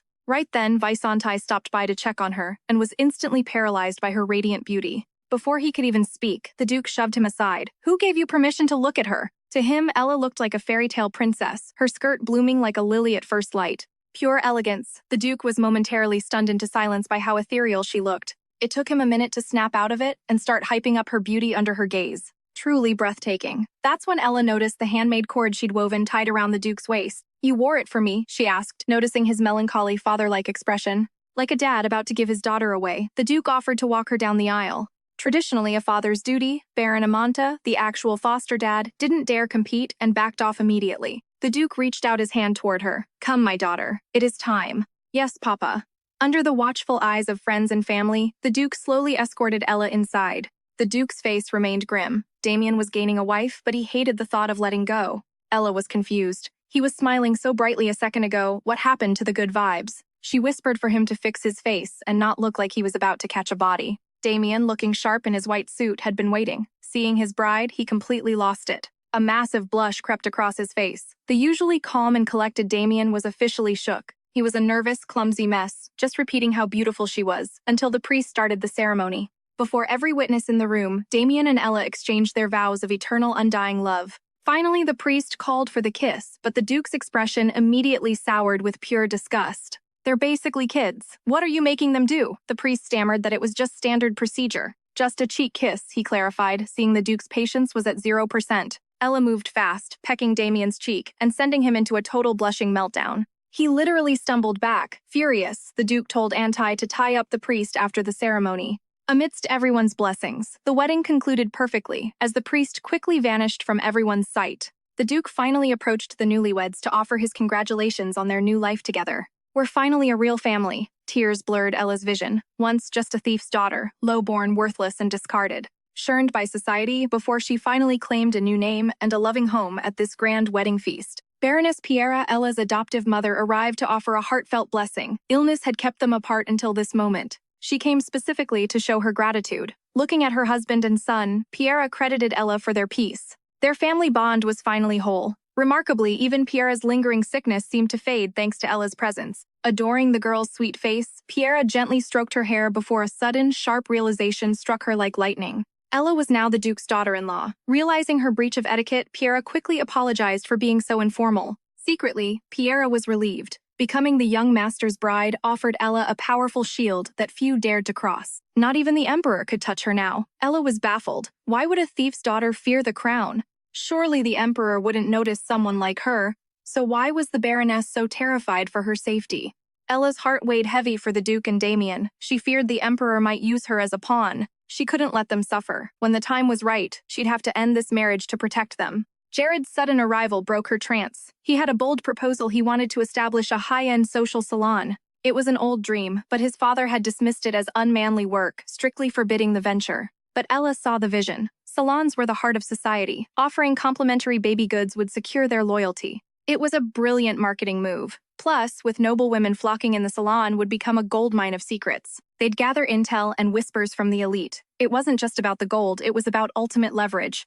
They couldn't pass this up. I'm with you, brother. Give it your all. Her fire reignited Jared's fading spirit. He begged for her strategic insight. After all, her reputation for brilliant ideas was growing by the day. Even Hopper admitted Ella's touch would make the salon thrive. Deep down, she beamed with quiet pride. Finally, Hopper acknowledged her worth. Let's get to work, brother. We have a kingdom to conquer. Meanwhile, at the Imperial Palace, the Empress listened coldly as her maid reported the night's scandalous events. The Emperor had favored a new concubine, but the Empress froze when she heard one chilling detail.